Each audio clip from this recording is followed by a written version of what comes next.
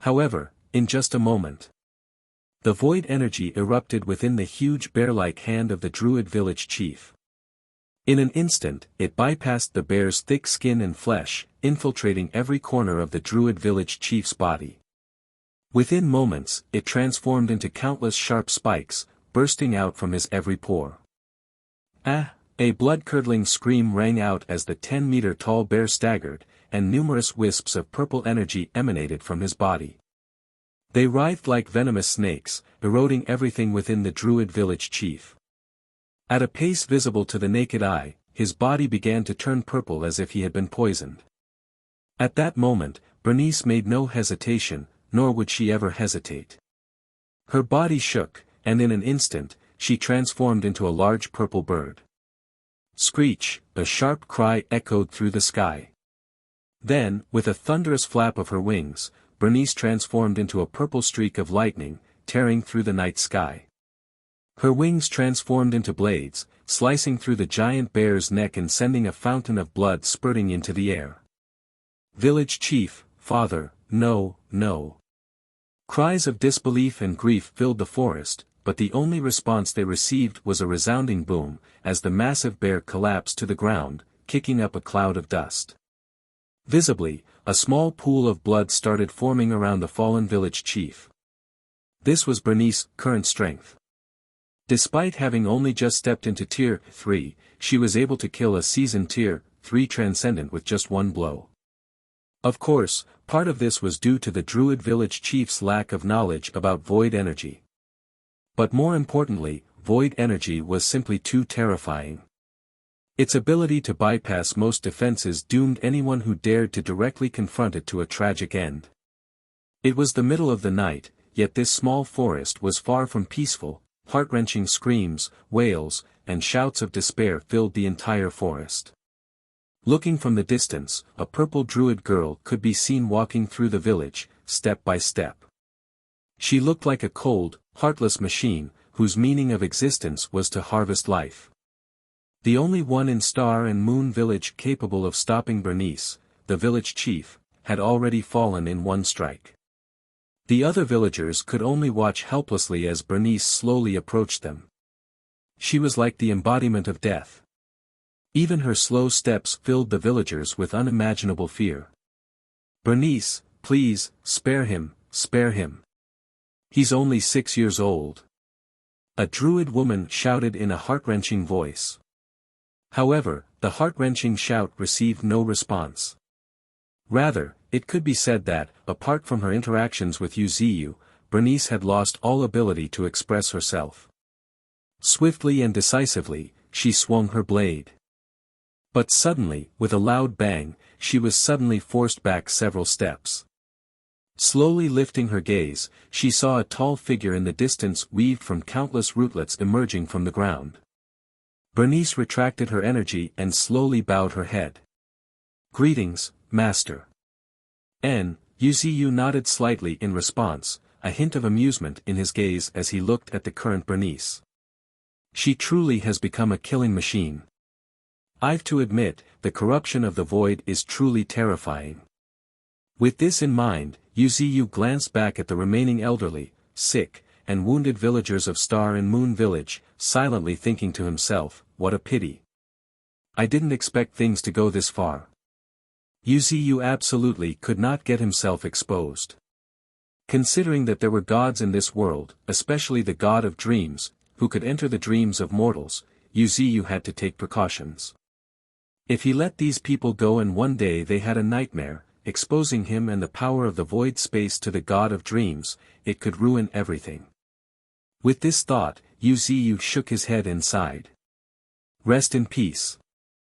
Slowly raising his hand, he gently pressed down on the entire village.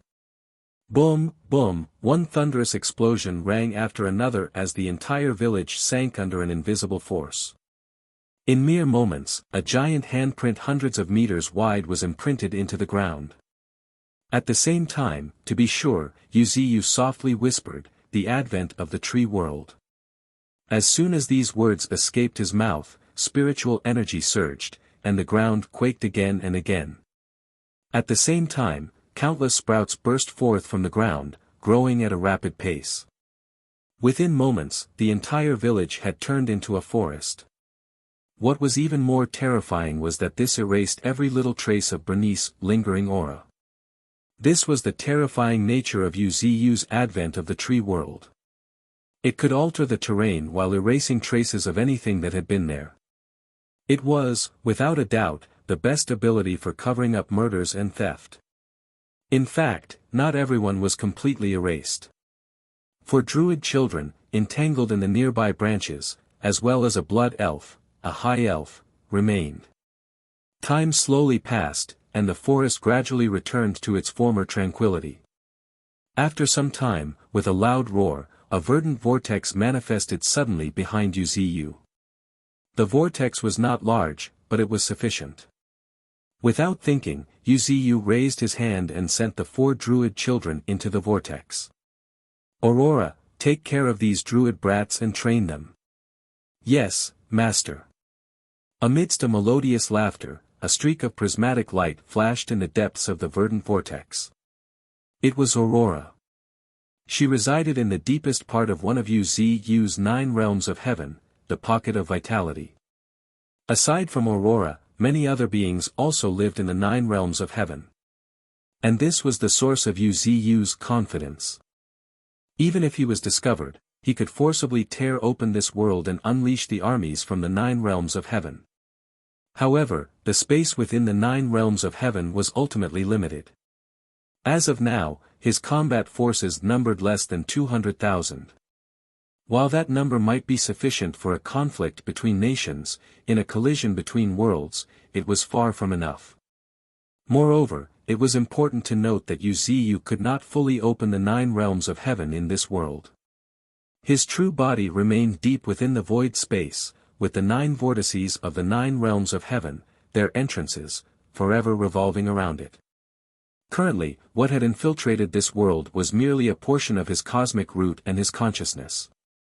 To fully open the 9 realms of heaven, his true body would have to enter this world, and that would be the point Yu would be locked in an all-out war with entire Alicia. For now, however, Yu had only found a crack through which he could align the entrance to the 9 realms of heaven and take in these few druid children. In simpler terms, the rift Yu had torn open in this world only allowed for lifeforms at or below Tier 2 to pass through. That was why this part of his cosmic root had only maintained a power level of a Tier 2 when it entered this world. If he did not want to expose himself, Yu knew that Tier 2 was the limit for anything passing through the rift he had torn in this world. As for Tier 3 and beyond, the risk was too great. Unless absolutely necessary, Yu had no intention of risking being detected by this world's powerful experts. Given his current strength, he could certainly protect himself, but there was no guarantee what strange and eerie methods the transcendence of this world might have mastered. Moreover, Yu was well aware of his own vulnerabilities. Even though the world's strongest might not be able to defeat him directly, if they joined forces to either expel or seal him, it was still possible. Expulsion was not as concerning, since Yu could simply take some time and start again from scratch. However, sealing, just the thought of it made Yu grimace. What he feared most right now were such bizarre techniques. If they managed to seal him away for decades or even centuries, all the advantages he had accumulated during the early stages of the resurgence of spiritual energy would likely be lost. So, the first course of action is to confirm if there are any strong experts in this world proficient in sealing. If there are, I should eliminate them first. As this thought passed through his mind, Yu became more resolute. Beings proficient in sealing were the most dangerous. Take Nine Tails for example. Even though she could not defeat Yu, she could sacrifice her life and use her little bit of sealing quintessence to seal him away for decades. Moreover, if the Nine Tails had the support of another powerful entity, they could potentially seal him for even longer. This was a fact Yu had confirmed after careful consideration regarding Nine Tails' abilities. Hence, Yu was always on guard against the possibility of being sealed. Of course, Yu paid little to no attention to these matters, which might or might not transpire in the far future. For now, he decided to focus on the more pressing concerns.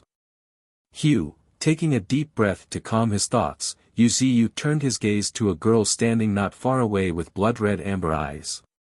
She had a tall, graceful figure. Even the animal hide she wore could not conceal her alluring curves. Just her figure was enough to captivate anyone's mind. And if one were to raise their eyes, and look at her face, their heart would skip a beat. She possessed a near-perfect face, as white and pure as snow, with flawless skin. Her pair of pointed ears, though different from ordinary people, somehow drew one's gaze with their unique charm. An elf, and not just any elf, but a blood elf, one of the high elves, who were known as the nobility among elves. They were naturally elegant and extraordinary. Even just standing there, she exuded the aura akin to a princess of kingdom, yet she was merely an ordinary girl among the blood elves. This was the Creator's blessing, which made them the most beautiful and elegant race, the elves. Of course, the elves were not only known for their beauty. Each of them was considered extraordinarily gifted. Their talent for cultivating spiritual energy far surpassed that of humans, and they could also command numerous elemental forces. Furthermore, some elves were gifted archers. Their remarkable archery skills ranked among the best across the myriad of races in the universe. The blood elf before Wuxia too carried a red wooden bow on her back. By the looks of it, she was a skilled archer. However, as she felt Wuxia's gaze, the blood elf bit her lip and met his eyes with defiance and resentment. "You monster," gnashing her teeth so hard that it seemed they might break, Latia had already aimed the red bow on her back at Wuxia. In the next moment, she swiftly drew the bow to its full extent, the taut bowstring humming softly as it sent ripples through the air. Moments later, under Wuxia's amused gaze, a streak of light zoomed towards him. "Master," an anxious cry suddenly echoed. Bernice, who had been faithfully standing guard by Wuxia's side, suddenly paled and sprang forward like a swift leopard. However, before Bernice could reach him, Wuxia calmly raised his fingers. Interesting, his faint voice carried a mix of curiosity and admiration as he gazed at his fingertips. There, between his two fingers, a strand of spiritual energy wriggled desperately, like a slippery snake trying to escape. This was the arrow of spiritual energy shot by the blood elf. According to the elves, it should be called a magic arrow. Using mana as the arrow and guided by their spirit, the arrows they shot seemed almost alive. They not only had formidable power but could also automatically track their target. How is this possible? Latia's face turned pale with disbelief as she stared at the magic arrow, now caught between Wuxia's two fingers. He actually caught an elf's magic arrow with his bare hands, no, with just two fingers. How is this possible? Magic arrows are incredibly sensitive. Even the slightest touch would cause them to instantly explode. But now, it is resting calmly between this monster's fingers. But before the elf could process more of her shock, a teasing voice echoed in her ear, "Your archery is quite good. Would you be interested in becoming my apostle?" However, Wuxia paused midway through his sentence, sighed, and shook his head. "Forget it. Judging by the hatred in your eyes, I don't think I can have your consent. Instead, your consciousness will sink into oblivion, just like your dear sister, Bernice." As his words fell, Latia's mind was suddenly struck by a violent tremor. In her eyes, now filled with horror and fear, a trace of blood-red light bloomed in the depths of her consciousness. In the dim recesses of her mind, she caught a glimpse of a cold and merciless figure, slowly emerging from within her. It was like another version of herself, only colder and far more terrifying.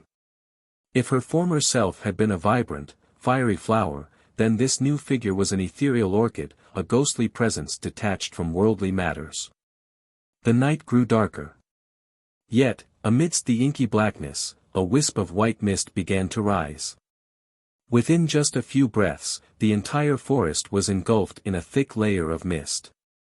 Within this white haze, two vague, feminine figures could be seen kneeling slowly on one knee, their heads bowed toward the depths of the fog. I, Bernice, I, Latia, greet the divine tree.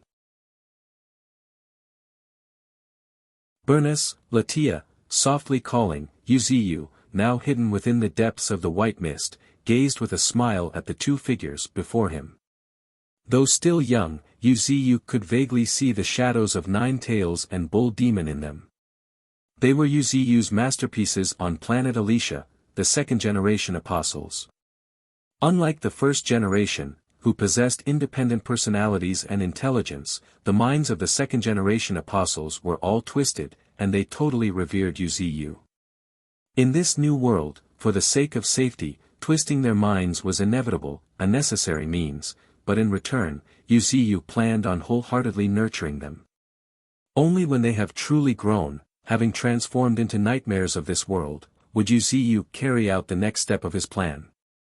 And this was the fate Uziyu had arranged for them. Honestly, Uziyu believed that Bernice and Latia, once they woke up, might, possibly, be grateful to him. After all, without him, these two girls, though talented, were destined for mediocrity. However, things were different now. By forming a blood covenant with Uziyu and having been corrupted by the void space, they had gained powers unique to the void space. These two girls had already undergone a true qualitative change. They now had the potential to truly step into the realm of the powerful. At this moment, narrowing his eyes slightly, looking at the two girls, both with long purple hair and amber eyes tinged with a hint of violet, Uziyu smiled and ordered. Go now, slaughter, reap, seize all resources for me. Yes, my dear master, in unison, the two girls responded and then vanished side by side into the depths of the white mist. As a matter of fact, Latia was no longer in Tier 2. To accelerate her growth, Uziyu personally baptized her and infused her with spirit treasures. Though there were some minor side effects, the results were undeniable. Now, Latia had not only stepped into Tier 3, but her battle prowess had also significantly increased, thanks to the purple longbow forged from Uziyu's branch. In fact, in terms of long-range combat power alone, she was even more terrifying than Bernice by several degrees. Moreover, as second-generation apostles, they were cold, emotionless, like war machines, exceptionally skilled in battle. In this regard, they were far more terrifying than the first-generation apostles. Of course, while they excelled in combat, their potential had also been further stifled due to their twisted minds. The possibility of them breaking through to Tier 5, where their souls would truly undergo a qualitative transformation, was slim. However, Tier 5, forget them, even the first-generation apostles, or even Uziyu's subordinates like Nine Tails and Bull Demon, would struggle to break through. That level marked a transformation of the soul, not something achievable through mere breakthroughs in spiritual energy. Without the so-called enlightenment, they would never be able to break through, no matter how long they lived. So, Tier 5 was too distant for the second-generation apostles. For now, Uziyu was more focused on having them reach Tier 4 as soon as possible, even if it means sacrificing some of their potential. Only by reaching Tier 4 could Uziyu utilize them to the fullest. Let alone whether they could break through to Tier 5. With a playful smile, Uziyu pushed aside his thoughts and focused his consciousness into his true form. He had been remotely controlling the Void Willow for the past couple of days and had almost forgotten about deducing the Tao of formations. With this in mind, Uziyu stated in a deep voice, "System, consume evolution points and assist me in deducing the stellar formations." Ding. Please confirm that you wish to consume 30,000 evolution points per second to deduce the stellar formation. Affirmative. Just as he gave the confirmation, Uziyu's majestic form, lurking in the depths of the void space, suddenly trembled. Boom, boom, boom, continuous rumbles filled the void space, as a terrifying aura rose uncontrollably from him, as if his majestic form was waking up. Adding to the spectacular sight, a sharp flying blade emerged from his massive, towering trunk. Forged as if from stars, its blade shone brilliantly, reflecting the vast expanse of the starry sky. From a distance, it evoked an overwhelming sense of insignificance, as if one were standing before the cosmos itself. This was the Star Dagger, one of Yu Ziyu's 5 Tao protecting artifacts, forged from a star core and refined with the essence of stars, painstakingly polished by Old Ninth over several months. Aside from its unrivaled hardness and sharpness, it also possessed the ability to channel starlight, making it extraordinary. And now, as Yu Ziyu entered a profound state of enlightenment aided by his evolution points, the Star Dagger, seemingly sensing something, emerged from within him.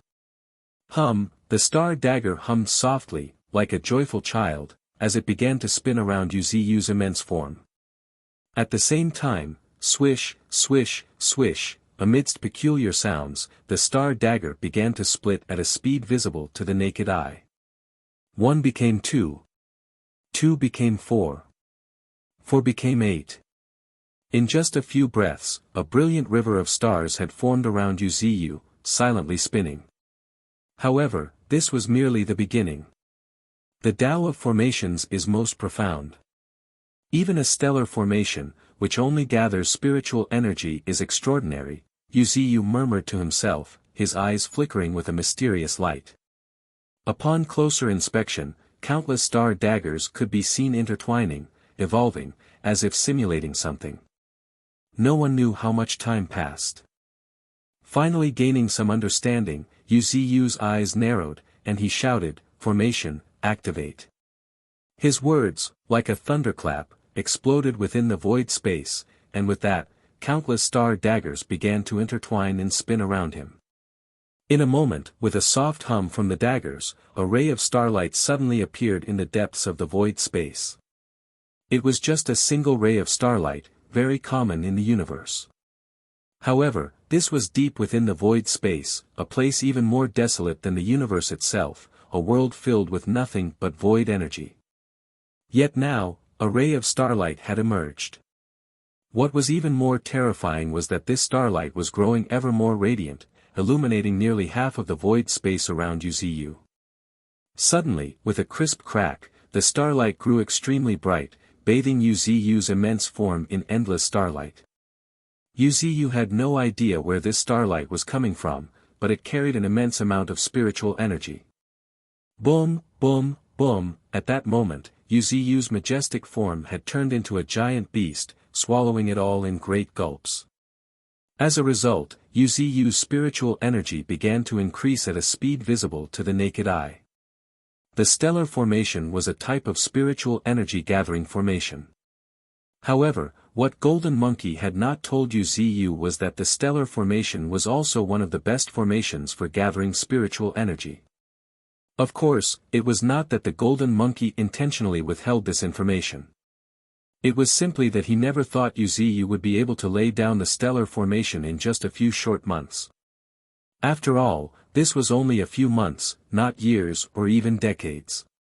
In Golden Monkey's estimation, even with Yu Ziyu's extraordinary talent, it would take him at least a century to go from nothing to successfully laying out the stellar formation. And mastering the stellar formation in a century would still make him a prodigy in the Tao of formations, even in the previous era. And this did not account for the fact that Yu Ziyu had no foundation in the Tao of formations, not even a basic understanding. He had only studied with Golden Monkey for a few months. But now, in the deepest part of the void space, dazzling starlight was streaming down, resembling a river of stars flowing upside down. Amidst the vast starlight, a towering tree stood silently. It was sacred and inviolable, carrying an inexplicable majesty. Yu Ziyu exhaled a long, deep breath as he slowly opened his eyes, gazing at the depths of the void space. Boom! Suddenly, without any sound, a thunderclap seemed to echo, as a streak of starlight flashed within the depths of Yu Ziyu's eyes. This was the mark left by the stellar formation, a result of the 40 million evolution points Yu Ziyu had spent to grasp its final essence. No wonder it's a replica of the great constellation formation. Even now, when it only serves as a spiritual energy-gathering formation, it carries a faint shadow of the great constellation formation. Softly murmuring in his heart, a smile appeared on Yu's face. The stellar formation, though primarily a spiritual energy-gathering formation, was nevertheless extraordinary. Based on the forbidden great constellation formation, no matter how it was modified, it still bore a faint shadow of its origin. Although this shadow was very faint, in his enlightened state, Yu managed to catch it. In a fleeting moment, he saw a streak of starlight tearing through the universe, piercing through heaven, earth, and even worlds. In the face of that starlight, even Earth seemed as insignificant as a speck of dust. Yu could not help but grin, his anticipation growing even stronger. He believed that given enough evolution points, he might just have a bit of chance of recreating the forbidden great constellation formation. Even if he couldn't fully deduce it, based on his current understanding of the stellar formation, he should be able to evolve it from a mere gathering formation into a powerful offensive formation. Of course, he had no plans on neglecting the stellar formation itself, because basking in the starlight, his spiritual energy had increased by tens of thousands in just a few days. This rate of growth was truly terrifying.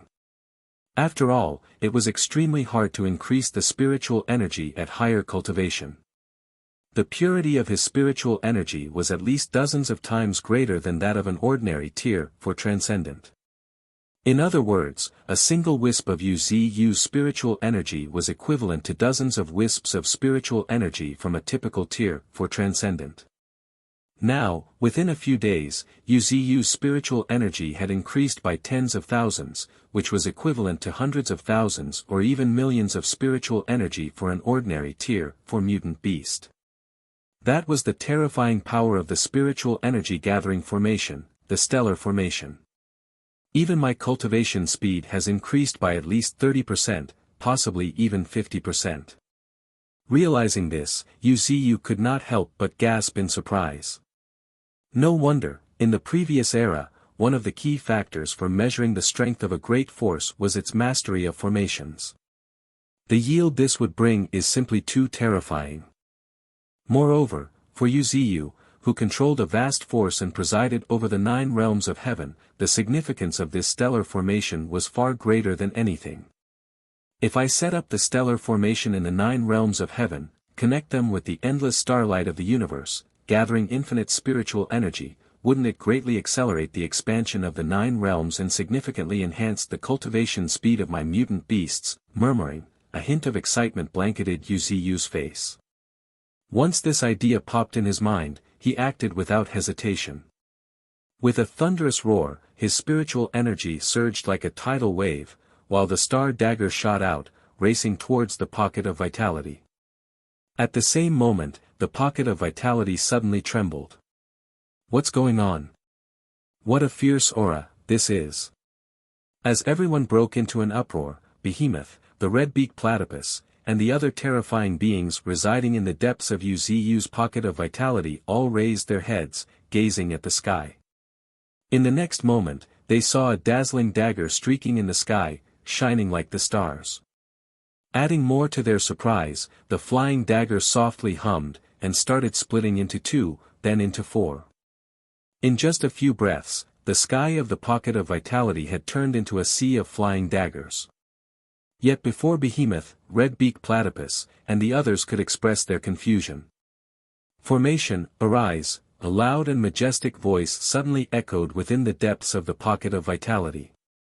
Accompanying it, countless star daggers, as if alive, began weaving through the sky, gradually forming a mysterious and profound star chart. At that moment, boom, a deafening clap suddenly shook the pocket of vitality. At this moment, the tips of the countless flying daggers in the sky began to flicker with starlight. The starlight shone brilliantly, like a ray of dawn in the night, illuminating the sky. However, that was not the most important part. What truly mattered was that at the moment the endless starlight rose, the shadows of the flying daggers gradually became blurry, until they completely disappeared. They had transformed into stars in the sky.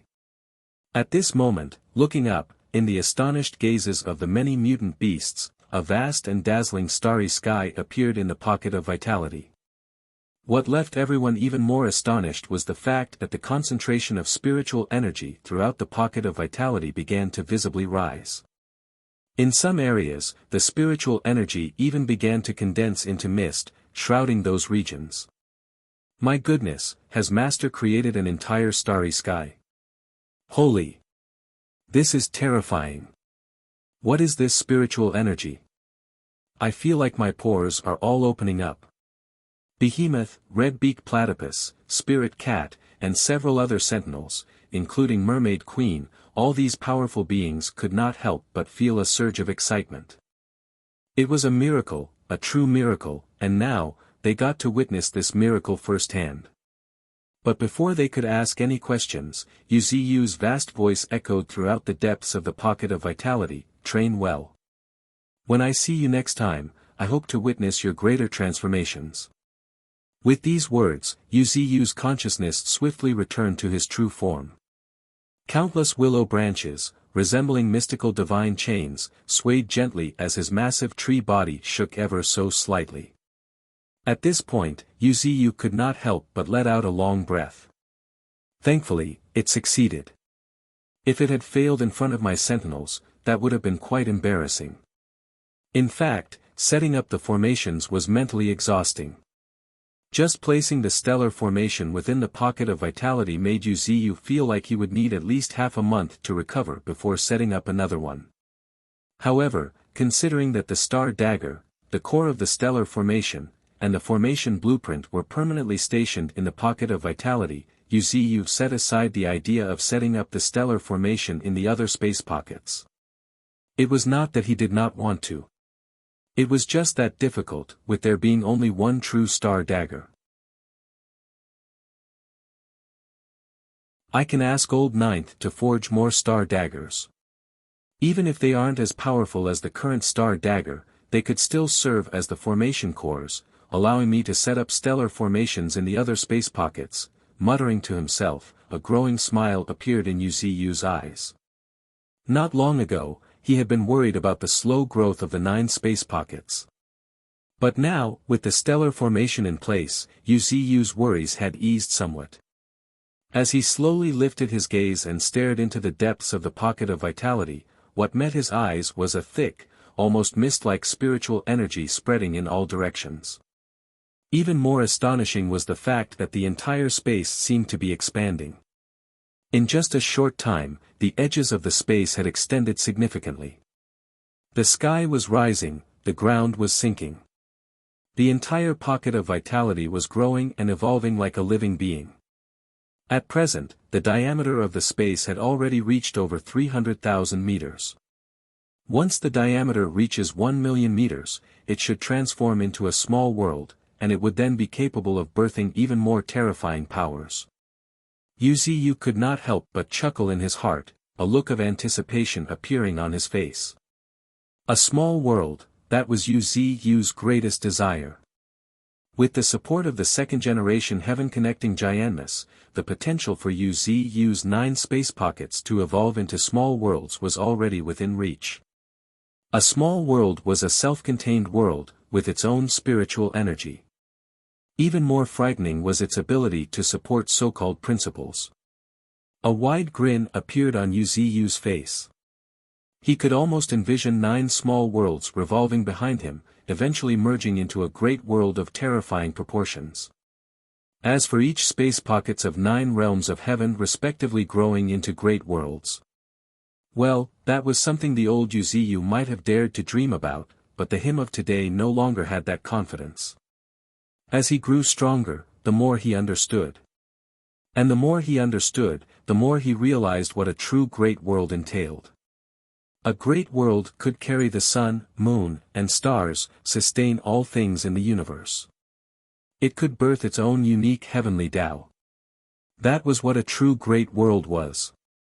To simply put it, if Yu could push his 9 space pockets to the level of small worlds and then unite them into a great world, he would likely achieve a unique form of enlightenment, with his power nearing that of a Tier 7 hegemon, and maybe even surpass the hegemons in some way.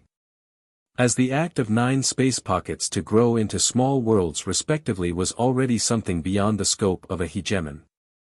At least, it was something you currently could not do.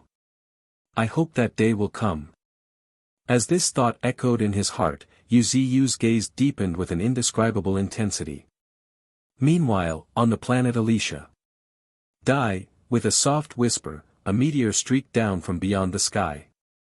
Looking closer, it was actually an arrow, glowing with dazzling purple light.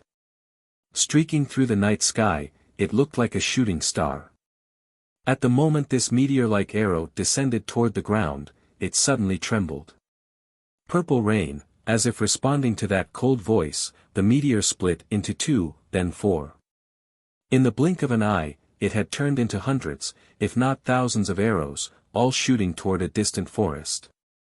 There were not many arrows, but as soon as the first arrow hit the ground, boom, a deafening explosion shook the earth, and the ensuing shockwave uprooted towering trees within a radius of several dozen meters. Yet, this was caused by just one arrow.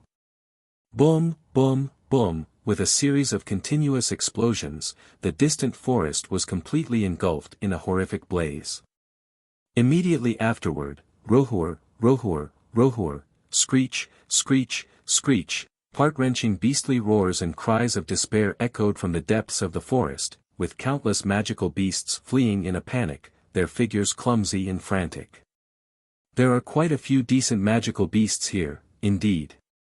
Nodding in agreement, Bernice took a deep look at the forest, where a few prominent magical beasts stood out. One was a massive bear, towering at 3 meters, with khaki-colored fur. This was the Great Earth Bear, a well-known Tier 2 Earth attribute magical beast, famous for its formidable defense. Not far from the giant bear was a group of creatures resembling horses, but with their hooves surrounded by swirling winds. These were Tier 2 Gale horses, wind attribute magical beasts known for their speed. They preferred to travel in herds, and when running together, they could whip up fearsome storms that could sweep through entire forests. Let's go, with a quick prompt, Bernice's mana surged. In an instant, screech, a sharp screech pierced through the sky as a massive purple bird shot forward like a lightning bolt, slicing through the night sky as it descended upon several magical beasts in the forest. Killing and plundering, these were the tasks their master had assigned them. Star and Moon Village, being remote, was located on the outskirts of the forest of magical beasts.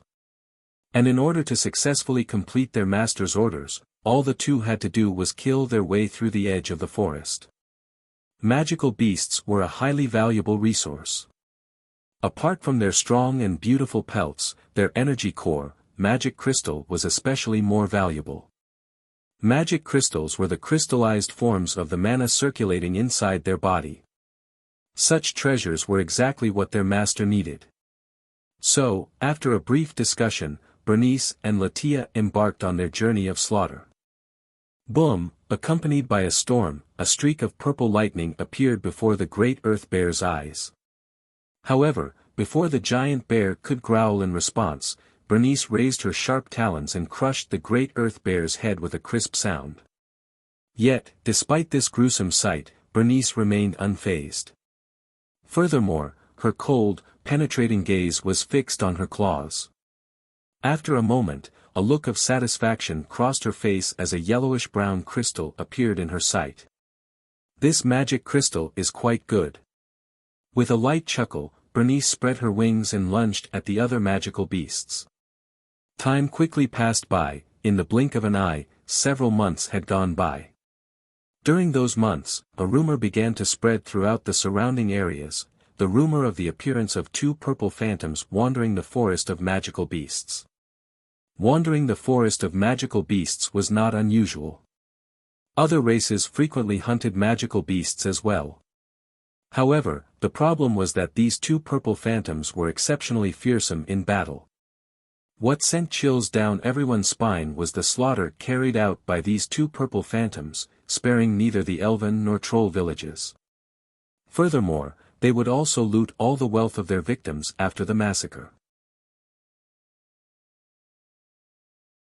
Are you sure they are from our elf clan? A petite male elf nodded and confirmed, yes, one of them is definitely from our elf clan, and the other seems to be from the druid clan, but what? With a deepened voice, several powerful elves of the larger elven tribe narrowed their eyes. But, both of them have long purple hair, and their bodies are marked, as if they have fallen. Fallen, the expressions of the green elves standing on the mountaintop shifted slightly, and they exchanged wary glances. While the word fallen sounded quite unfriendly, yet, without exception, fallen beings always possessed immense power. The lead male elf exhaled a long, deep breath, clenched his fists, and ordered in a heavy voice, "Let's go. If they are truly fallen elves, we must capture them and bring them back." "Yes, sir." With a unanimous shout, the 5 figures shot off like streaks of light, heading toward the depths of the forest of magical beasts. At the same time, Wuxia, who had long spread his psychic sense to cover the forest of magical beasts, suddenly smiled and softly whispered, "Be careful. Some powerful elves are approaching." The soft voice, as if murmured in their minds, echoed in the ears of the 2 purple-clad figures standing silently on the mountain.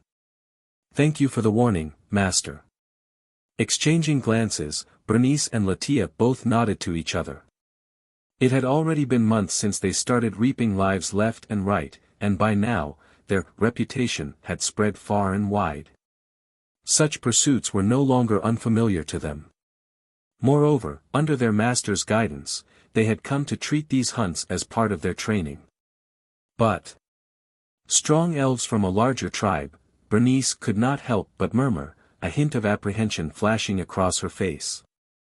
The elves were a powerful race not to be underestimated in this world. Having once been a member of the elves and fortunate enough to participate in the Elven Council, Bernice knew all too well the terrifying nature of this race. Meanwhile, if one were to look into a deep valley, they would see a towering 30-meter-tall purple willow tree standing silently. This was Wuxia's physical form in this world. Months had passed, and after absorbing a small portion of Wuxia's power, this form now possessed the combat strength of a Tier 4 Transcendent. With the combined strength of Wuxia's Cosmic Willow and the Tao-protecting artifact, the Radiant Galaxy, it could be said that unless a Tier 5 Transcendent came, Wuxia was now unmatched in this world. Even if a Tier 5 Transcendent appeared, whether they could contend with Wuxia was still uncertain. After all, Wuxia had yet to fully unleash the true power of the Radiant Galaxy. But these 2 little ones, they shouldn't fail here, should they? With an amused smile, Wuxia's gaze shifted to a distant peak where 2 purple figures stood silently. Compared to a few months ago, they had grown significantly stronger. Their auras alone had reached the peak of Tier 3. Even more terrifying were the purple markings swirling around their bodies, growing denser, faintly obscuring their faces. However, this was not unsightly. On the contrary, the exposed parts of their delicate faces added a touch of icy beauty to it. Especially Latia, who hailed from the Blood Elves, her naturally cold demeanor now carried an extra layer of charm. Grinning, Wuxia's eyes gleamed with anticipation. "Do your best. It's just 5 Tier 3 Transcendents, I believe you can handle them." Muttering this, Wuxia shifted his gaze toward the center of a nearby valley. There, a pile of crystal, resembling a hill, lay scattered, glimmering with all sorts of vibrant colors, red, blue, green, yellow. These were the unique products of the mutant beasts of this world. They were a crystallized form of spiritual energy, or rather magic. Some crystals even bore intricate patterns, and when infused with spiritual energy, they could unleash spiritual energy attacks. For instance, the magic crystal of an azure wind wolf could generate a wind blade if infused with spiritual energy. These wind blades were particularly powerful. Even with the crystal of a Tier 2 azure wind wolf, the attack would only have Tier 0 strength. But Wuxia was intrigued by them and had extensively studied them. It's similar to formations. It seems like a simple formation is imprinted on these crystals. As he murmured to himself in thought, one of Yu Ziyu's branches gently wrapped around a fire attribute magic crystal and brought it closer. It was roughly the size of a fist, shaped like a diamond, and had a small flame swirling in the center. Upon closer inspection, that flame was actually strands of spiritual energy, weaving together and finally forming the image of a flame. Perhaps, as Golden Monkey said, formations resonate with the natural order, existing within heavens and earth. Instead of studying various formations, it's better to comprehend this world, the mountains, and the rivers. Yu Ziyu was struck with an epiphany, his understanding of formations becoming clearer. Perhaps it was just his imagination, but now, as he gazed at the forest and mountain peaks under the night sky, he could sense faint strands of spiritual energy constantly weaving through them, as if in motion. Even when he glanced up at the starry sky, Yu Ziyu could not help but feel as though the stars were subtly connected by threads of spiritual energy, endlessly intertwining, ultimately forming a profound and mysterious pattern. The Tao of formations truly is unfathomable. A faint laughter escaped Yu Ziyu, as countless willow leaves from Yu Ziyu's tree body. Then, under his control, they started weaving in the air, mimicking the patterns found within the crystal. Flame formation, a low voice echoed through the depths of the canyon. Immediately, hundreds of willow leaves started flickering in the air erratically in the canyon's depths, before a cluster of flames rose from these willow leaves. This was the flame formation. The formation that Yu Ziyu had derived from the fire attribute magic crystal was not particularly useful. It had no offensive power and was not visually impressive. However, for Yu Ziyu, it was a source of encouragement. After all, it meant that his understanding and study of formations had reached a new height. Pleased with his recent achievement, Yu Ziyu broke into a light laughter. The flame formation itself was not important. What mattered was that he had learned what formations truly were and how to delve deeper into studying them. No matter how complex a formation might be, it's composed of countless simpler formations. I only need to master the basic formations, then, by constantly reorganizing and layering them, I might devise truly powerful offensive formations. This realization naturally left Yu Ziyu overjoyed. After all, it meant that the power of his Tao-protecting artifact, the Radiant Galaxy, would undergo a qualitative transformation. But now's not the time to dwell on this. Sensing a call deep within his heart, Yu Ziyu's consciousness abruptly shifted back to his main body. Moments later, in the depths of the void space, Magneto has successfully created the wormhole drive and has even successfully tested it. With a smile in his heart, Yu Ziyu's consciousness settled on the connection to the Apostle, Stellar Magneto. As one of his apostles, Yu Ziyu's consciousness could descend to observe their current activities. Furthermore, through subtle perception, he could monitor the apostles as well. Thus, it was easy to see why Yu Ziyu was confident in leaving the apostles free. At that moment, with a tremendous roar in his mind, a new scene suddenly appeared in Yu Ziyu's mind. It was a laboratory, with countless figures in white coats and military-like figures standing quietly. At that moment, everyone's attention was drawn to the center of the laboratory, where a massive, intricate machine was slowly operating.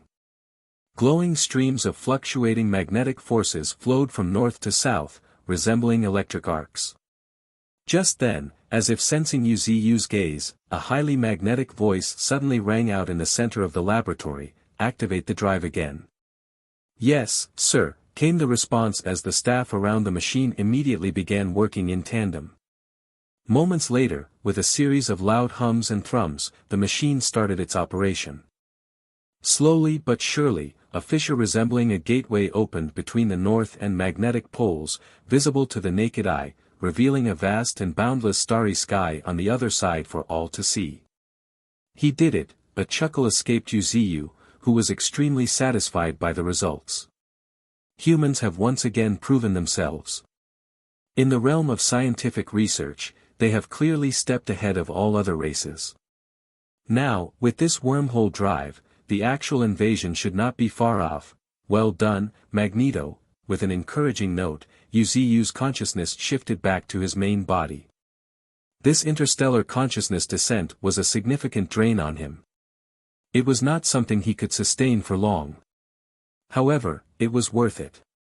Just then, as if responding, a sporadic voice suddenly echoed in Yu's mind, "Master, we are currently able to stabilize the wormhole, but regarding the alien world you mentioned, we still need a long period of time to determine its coordinates. The position you indicated only allows us to roughly identify the direction of the alien world. It is not enough to pinpoint its location accurately." "It's fine," Yu casually responded and continued, "we have more than enough time right now. This period will be a good opportunity for you to hone your skills." After a pause, as if recalling something, Yu suddenly smiled playfully and added, "In a few days, I'll show you something interesting, something interesting." Piqued, Stellar Magneto, still in the laboratory in America, looked forward with anticipation. Something that Yu referred to as interesting was indeed intriguing. 3 days later. On Earth, Skyhaven, America, suddenly a sudden tremor swept through the city, startling the entire Skyhaven and even America. Like a sudden deafening clap of thunder. Boom, what's happening? What's going on? Everyone broke into an uproar, prompting looking towards the sky. Moments later, in their astonished gaze, the sky suddenly split apart as a ginormous vortex slowly manifested before everyone.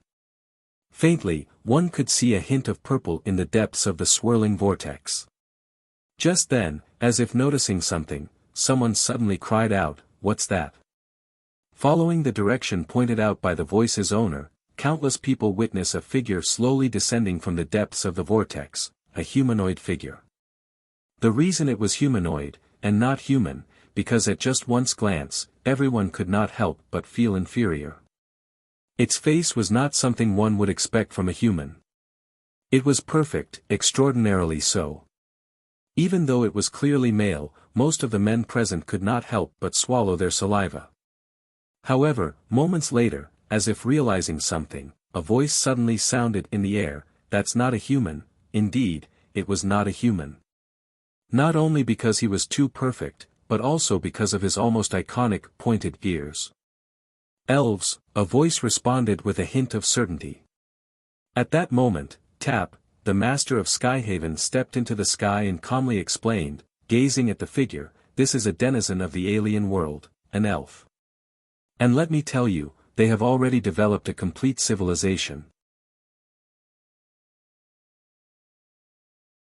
So elves, they really exist. What are you thinking? Since the Three Eyes clan and the Titan clan have appeared, what's so strange about elves existing? It's just that. Just what? Just that, this elf feels very strange to me, like it's completely out of place. The entire Skyhaven was abuzz. Just as pointed out, the alien elf seemed completely out of harmony with this world. And this was the biggest difference between the alien world and this world. The Titans and Three Eyes clan of this world, no matter how strange, still evolved from the native creatures of this world. Their original genes could still be traced back to this world. In human terms, the gene pool used by the creatures of this world was essentially the same.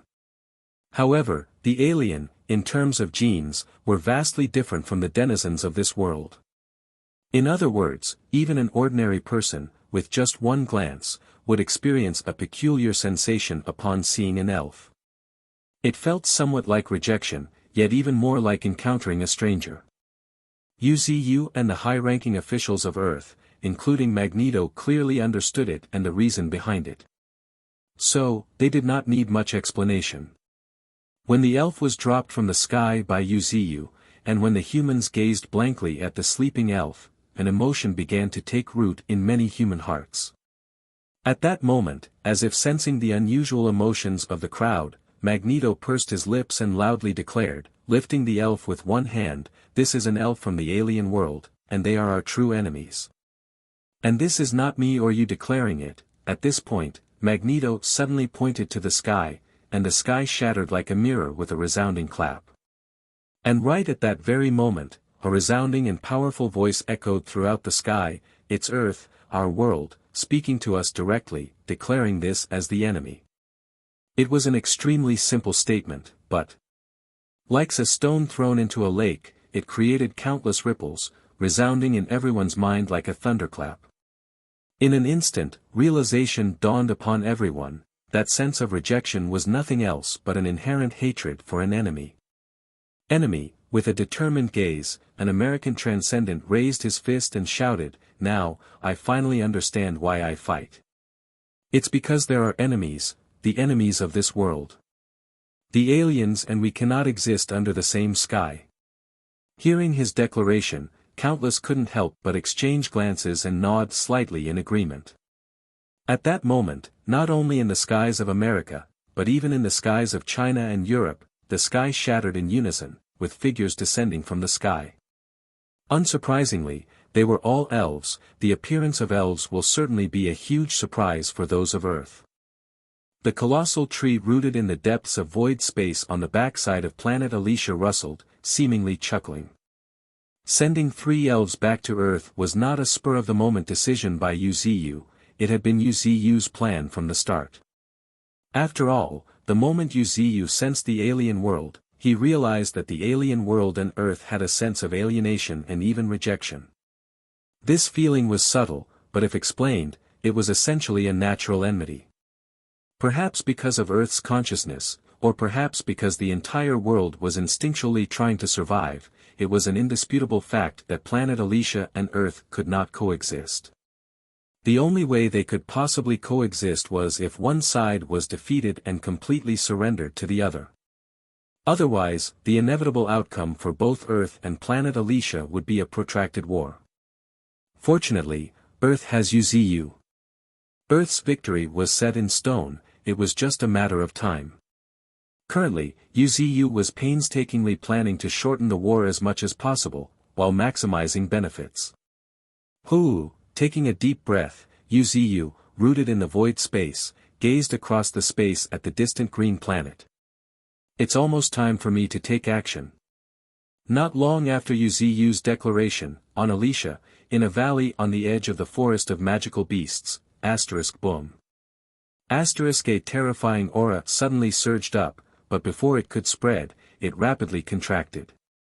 At this moment, if one looked into the depths of the valley, they would see a towering purple willow tree, its countless branches and even trunk weaving with each other amidst flickering purple flashes, just like Wuxia's previous weaving of roots. But now, it was the trunk and branches that were weaving. The innate talent, absolute evolution, could fully simulate a life form and even possess its abilities. Currently, Wuxia was using this formidable innate talent to stimulate an elite of the elf clan. Not long ago, 5 Tier 3 Transcendents came to search for Bernice and Latia but were defeated and fell into Wuxia's hands. 3 of them were sent back to Earth, while the other 2 became subject of Wuxia's experiments. Through continuous dissection and research, Wuxia was now using his innate talent, absolute evolution, to reorganize the cosmic willow tree and transform into an elf. However, Wuxia's plan did not end here, that would be beneath Wuxia's expectations. Since the cosmic willow tree was essentially a root of Wuxia, there was a possibility that some powerful expert of this world might discover Wuxia's true form. Therefore, Wuxia's plan was to sever the connection between the cosmic willow tree and his true body, essentially cutting off this root whose strength has been raised to Tier 4. With a crisp sound, the section of the purple cosmic root deep within a valley suddenly broke apart. And with that, a heart-wrenching pain surged through Wuxia's true body, causing even Wuxia to furrow his brow. Unlike other roots, this cosmic root, akin to the one Wuxia used to transform into the soaring purple flood dragon, was one of the meticulously cultivated roots among his 81 secondary roots. In simple terms, severing this root would reduce Wuxia's overall combat strength. Although, relative to Wuxia's main body, this loss of strength was negligible, the cosmic root capable of transforming into the cosmic willow tree still bore a part of Wuxia's power, and Wuxia had severed this root. In addition, the void rift started to close, as if it was disappearing. With this, the connection between this section of cosmic root and my main body is completely severed. Even if it perishes, it won't lead to my main body. And also, murmuring, the humanoid figure, shrouded in purple glow within the valley, slowly raised his right hand. Crack, crack, with fingers as slender as if they were meant for playing the piano, the figure clenched its fist, creating bursting sounds as if the air itself was crushed. This was the body of an elf. Now, under the guidance of his innate talent, absolute evolution, this part of Wuxia's cosmic root had fully simulated the form of an elf, pointed ears, long wavy purple hair, and deep amber-like eyes with a purple hue. Moreover, this elf wielded void energy, much like Latia, fallen elf, as the elf clan called those who had embraced darkness for power. Of course, neither Wuxia nor Latia had embraced dark energy. They had embraced void energy, which was far more terrifying and formidable than the dark energy. However, this was not all. The psychic energy remaining in Wuxia's elven form could only sustain him for a few years. And if he fought with full strength, it could only last through a dozen battles. Nonetheless, it still was not satisfactory to Wuxia. After all, what he was going to be doing was a matter of great consequence for this world. With this in mind, Wuxia flipped his hand over. Soon, under his expectant gaze, a pitch-black willow tree with a dark, shadowy luster began to slowly rise from his palm. This was the dark willow tree, also the source of Wuxia's innate talent, absolute evolution. Previously, it was known as the Sea Beast King, a monster who was able to evolve into any creature and possess its abilities. When it was facing Wuxia, manipulated by him, it decided to copy Wuxia's true form, which ultimately resulted in its consciousness getting erased, leaving it as nothing more than a mindless husk. However, nurtured by Wuxia's vitality, this dark willow tree remained vibrant and full of life. Upon closer inspection, this palm-sized dark willow tree, suspended in the palm of Wuxia's elven form, had branches extending in all directions, as if stretching. Now, it's time for you to play your role. With a light laugh, Wuxia no longer hesitated. Suddenly, the humanoid elven figure, surrounded by a purple glow, shuddered violently, spiritual energy surging around it. Immediately after, much to the astonishment of Latia and Bernice, it transformed into a blob of purple liquid. Adding more to the duo's dread, this blob of purple liquid began to flow towards the palm-sized dark willow tree suspended in the air. Gulp, gulp, as if swallowing, the dark willow tree started absorbing the purple liquid in the air, bit by bit. With every bit of purple liquid swallowed, the dark willow tree grew a bit bigger. And as it grew, its branches intertwined with each other to weave a pair of arms, and its roots into long, slender legs. Slowly but surely, under the influence of Wuxia's innate talent, the dark willow tree was taking the shape of an elf. The dark willow tree, also known as the Sea Beast King, possessed the innate talent to evolve into any creature. However, its consciousness had long been erased, leaving only its physical form. Now, Wuxia, using the cosmic willow tree, was pushing it to evolve into an elf, thereby familiarizing himself with this sensation. Later, when he had fully merged into the dark willow tree's body, he could control the innate talent of the dark willow tree himself and start the true evolution. After all, Wuxia's innate talent, absolute evolution, required spiritual energy support, and it was a temporary transformation. Whereas the dark willow tree could truly evolve into a new species, and this process was irreversible. That was why Wuxia was transforming into an elf using the dark willow tree's body. This way, even if someone discovered Wuxia's current form, they would not be able to recognize him as an entity from another world. More importantly, Wuxia had always intended to forge the dark willow tree into an external avatar. And today, he was doing a test run. After an unknown point of time, a light laughter suddenly echoed in the valley. Wuxia had finally grown accustomed to his new body. Immediately afterward, with deafening rumbles and fearsome quakes, a purple storm manifested from thin air, slowly but steadily growing larger and more intense, eventually filling the entire canyon. This was a spiritual energy storm. Its inexplicable force shook the entire canyon. The terrible winds it generated forced the surrounding trees to bow, or even uproot. However, right at this moment, high up in the sky, crackle, a silver lightning bolt, hundreds of meters long, suddenly tore through the sky, descending like a lightning dragon, accompanied by a deafening thunderclap that echoed like a roar.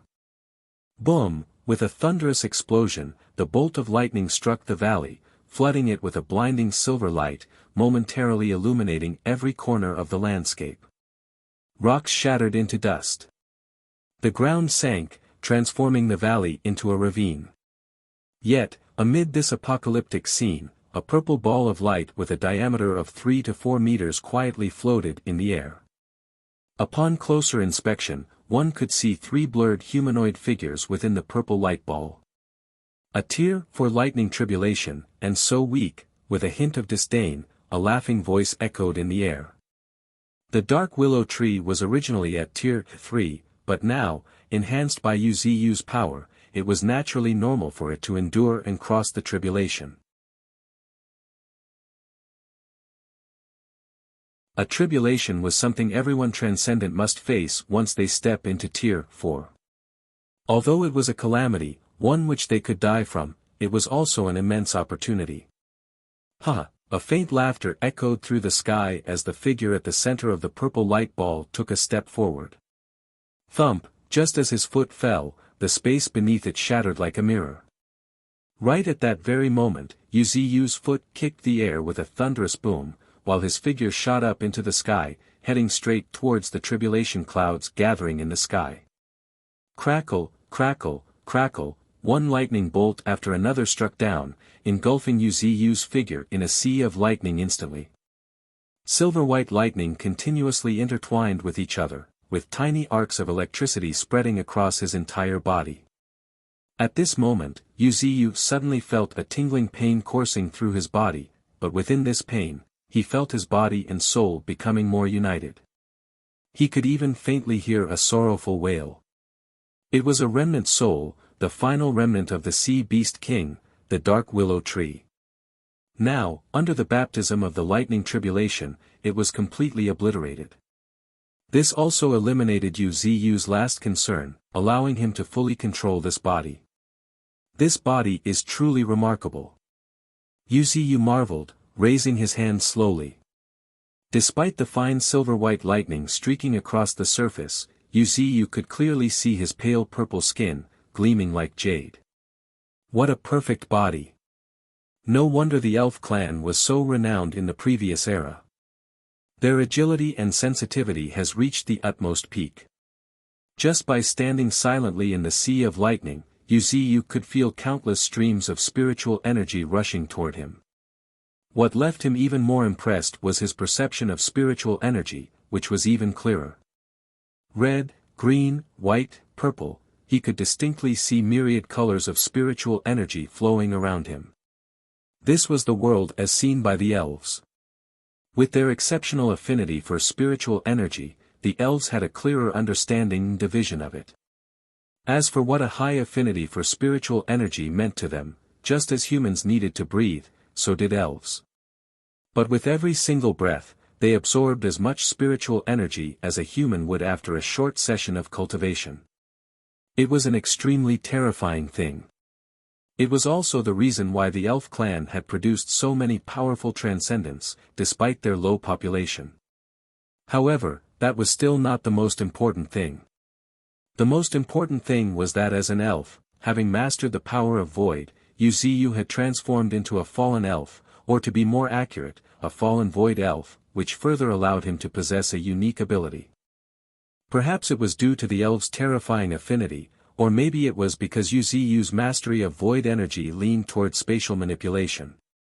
Just by closing his eyes, Wuxia could feel the space within the sea of lightning trembling slightly, like ripples spreading across the surface of a lake.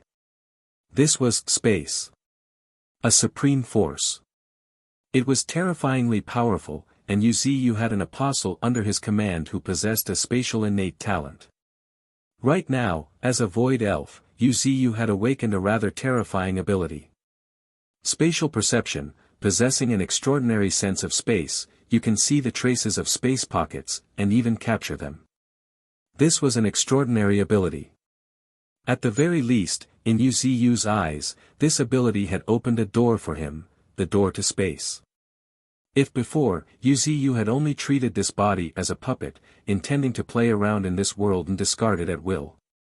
Now, the status of this body in Yu Ziyu's heart had risen immeasurably.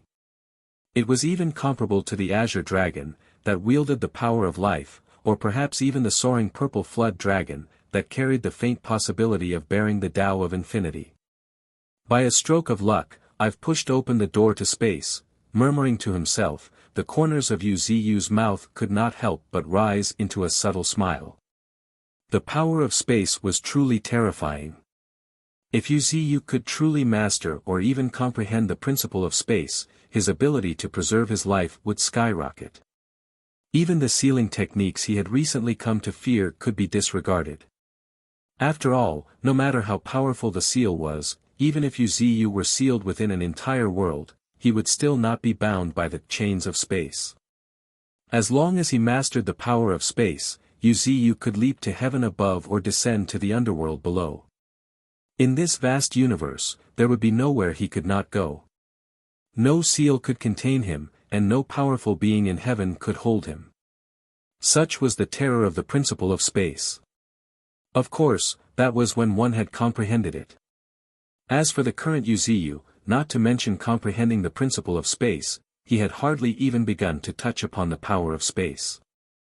Such thoughts were just fantasies for now. Shaking his head helplessly, Yu Ziyu pushed those thoughts aside. Now's not the time to yearn for the principle of space. Slowly lifting his gaze, looking at the tribulation clouds filling the sky, Yu Ziyu did not delay any longer. The remnant soul has obliterated into nothing. This body had undergone refinement. It's time to leave. With that thought, Yu Ziyu made a grasping motion with his hand. Immediately, boom, with a sudden roar, a purple arrow, resembling a long spear, materialized in Yu Ziyu's hand.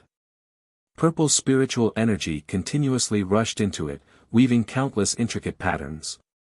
Vaguely, ripples even began to spread through the surrounding space. Shatter, with a soft shout, Yu Ziyu forcefully hurled the arrow in his hand. The long arrow swished through the air, tearing apart the clouds, stirring up winds for thousands of meters. A sky-shaking explosion reverberated through the world, before a mushroom cloud reminiscent of a nuclear explosion rose into the sky. Simultaneously, an even more terrifying shockwave spread out, scattering the clouds and revealing a single ray of light on the horizon. This ray of light fell perfectly onto a strand of Yu Ziyu's purple hair. The shimmering strand fluttered in the wind, gently brushing against his sharp and slightly trembling ear. At this moment, from a certain angle, one could glimpse a sharply defined, stunningly handsome side profile, so striking it seemed as if he had stepped out of a painting. The visible corner of his mouth appeared to lift slightly, forming a delicate arc, seemingly in joy, or perhaps, in anticipation. Yu Ziyu's void elf form, with the scattering of the tribulation clouds, had truly stepped into Tier 4, and not just any ordinary Tier 4. Amidst his glistening eyes, a deep shade of purple briefly flashed by. This was the result of the near materialization of the spiritual energy within his body. With an astonishing 50 million units of spiritual energy, Yu Ziyu's void elf form had reached the intermediate level of Tier 4. However, this was merely the surface. In fact, Yu Ziyu's true combat power was several times greater. Not to mention an ordinary Tier 4 transcendent, Yu Ziyu could stand his ground even against the strongest Tier 4 transcendents. After all, the elf clan was an inherently superior species. As an elf, and an unprecedented one, a void elf, Yu Ziyu believed that his very existence rivaled that of legendary races like dragons, perhaps even surpassing them in some aspects.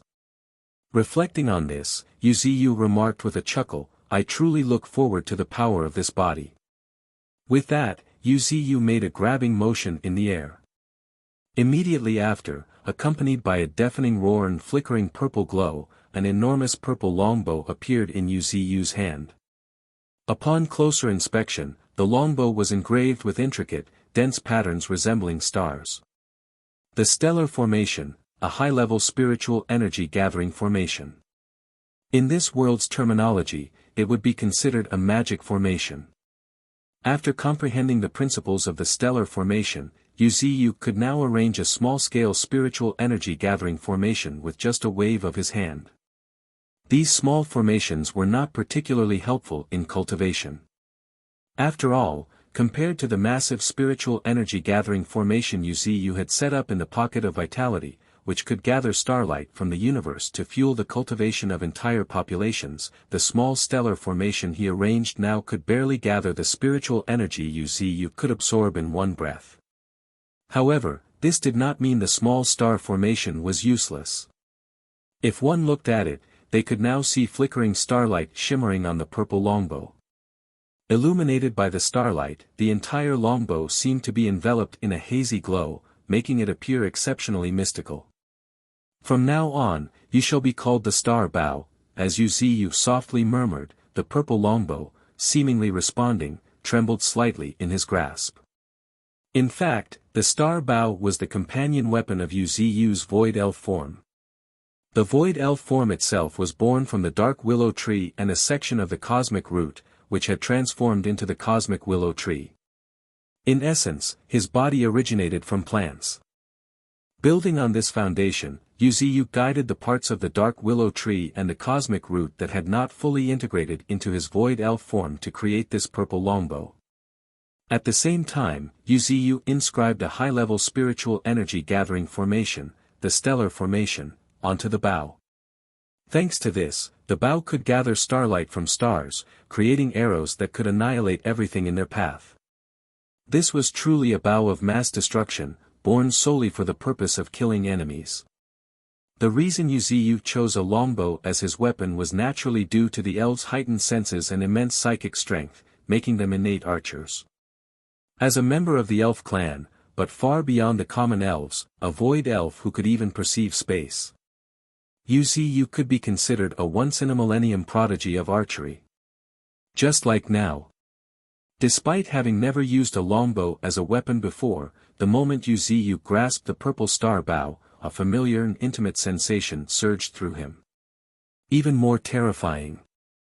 Lifting his gaze slowly, Yu focused on the space that constantly rippled before his eyes, something only he could perceive. He gently raised the longbow in his hand. His left hand held the bow and his right hand drew the string. Boom! Loud rumbles reverberated in the air as an arrow, formed from gathered starlight, slowly manifested on the bow, knocked onto the bowstring. Left hand should be as steady as Mount Tai, and eyes as sharp as an eagle's. Steady hands come from wrist strength, and sharp vision determines range. Recalling some archery principles from Earth, Yu gradually understood the principles of archery. For an existence like him, a little guidance was all it needed to fully comprehend and master the skill. The transformation of the mind after stepping into Tier 5 should not be taken lightly. And now, as Yu's understanding of archery deepened, the arrow in his hand became increasingly radiant. It shone so brilliantly that from afar, it resembled a purple sundae. Even more astonishing, the sound of bowstring vibrating reverberated through the air, like a child jumping in joy and excitement. Yu's natal weapon, the star bow, sensing his presence, became excited for the first time. My arrows will pierce through everything. Quietly roaring in his heart, Yu released the spiritual energy string of his bow. Immediately, with an earth-shattering roar, a beam of starlight tore through everything, shooting towards the horizon. Boom, boom, boom, continuous explosions shook the ground as the arrow flew forward, tearing through the air with devastating force. Mountains shattered in its wake, leaving behind a deep gully, at least 10 meters deep, stretching for kilometers into the distance. The sheer power of the impact seemed to warp the very landscape itself. At that moment, if one looked up, they would be greeted by a horrifying sight, 10 full mountains, pierced straight through by Yu's starlight. The arrow continued its relentless journey, traveling an astonishing distance of hundreds of kilometers. However, even so, Yu Ziyu could not help but sigh in disappointment. No, the spiritual energy isn't refined enough. A true starlight arrow should not be this loud, and pierce through instead of blasting 10 mountains apart. Yu Ziyu was not speaking without any basis. As an elf, Yu Ziyu naturally understood that a true master archer would never waste even a drop of their spiritual energy. As such, the more fearsome and destructive Yu Ziyu's arrow was, the more it revealed his current lack of mastery over spiritual energy. If I truly grasped the essence of a godly archer, my arrow's range could increase several times, and its piercing power could be elevated to a level where it could tear through the defenses of a tier 4 transcendent from thousands of kilometers away.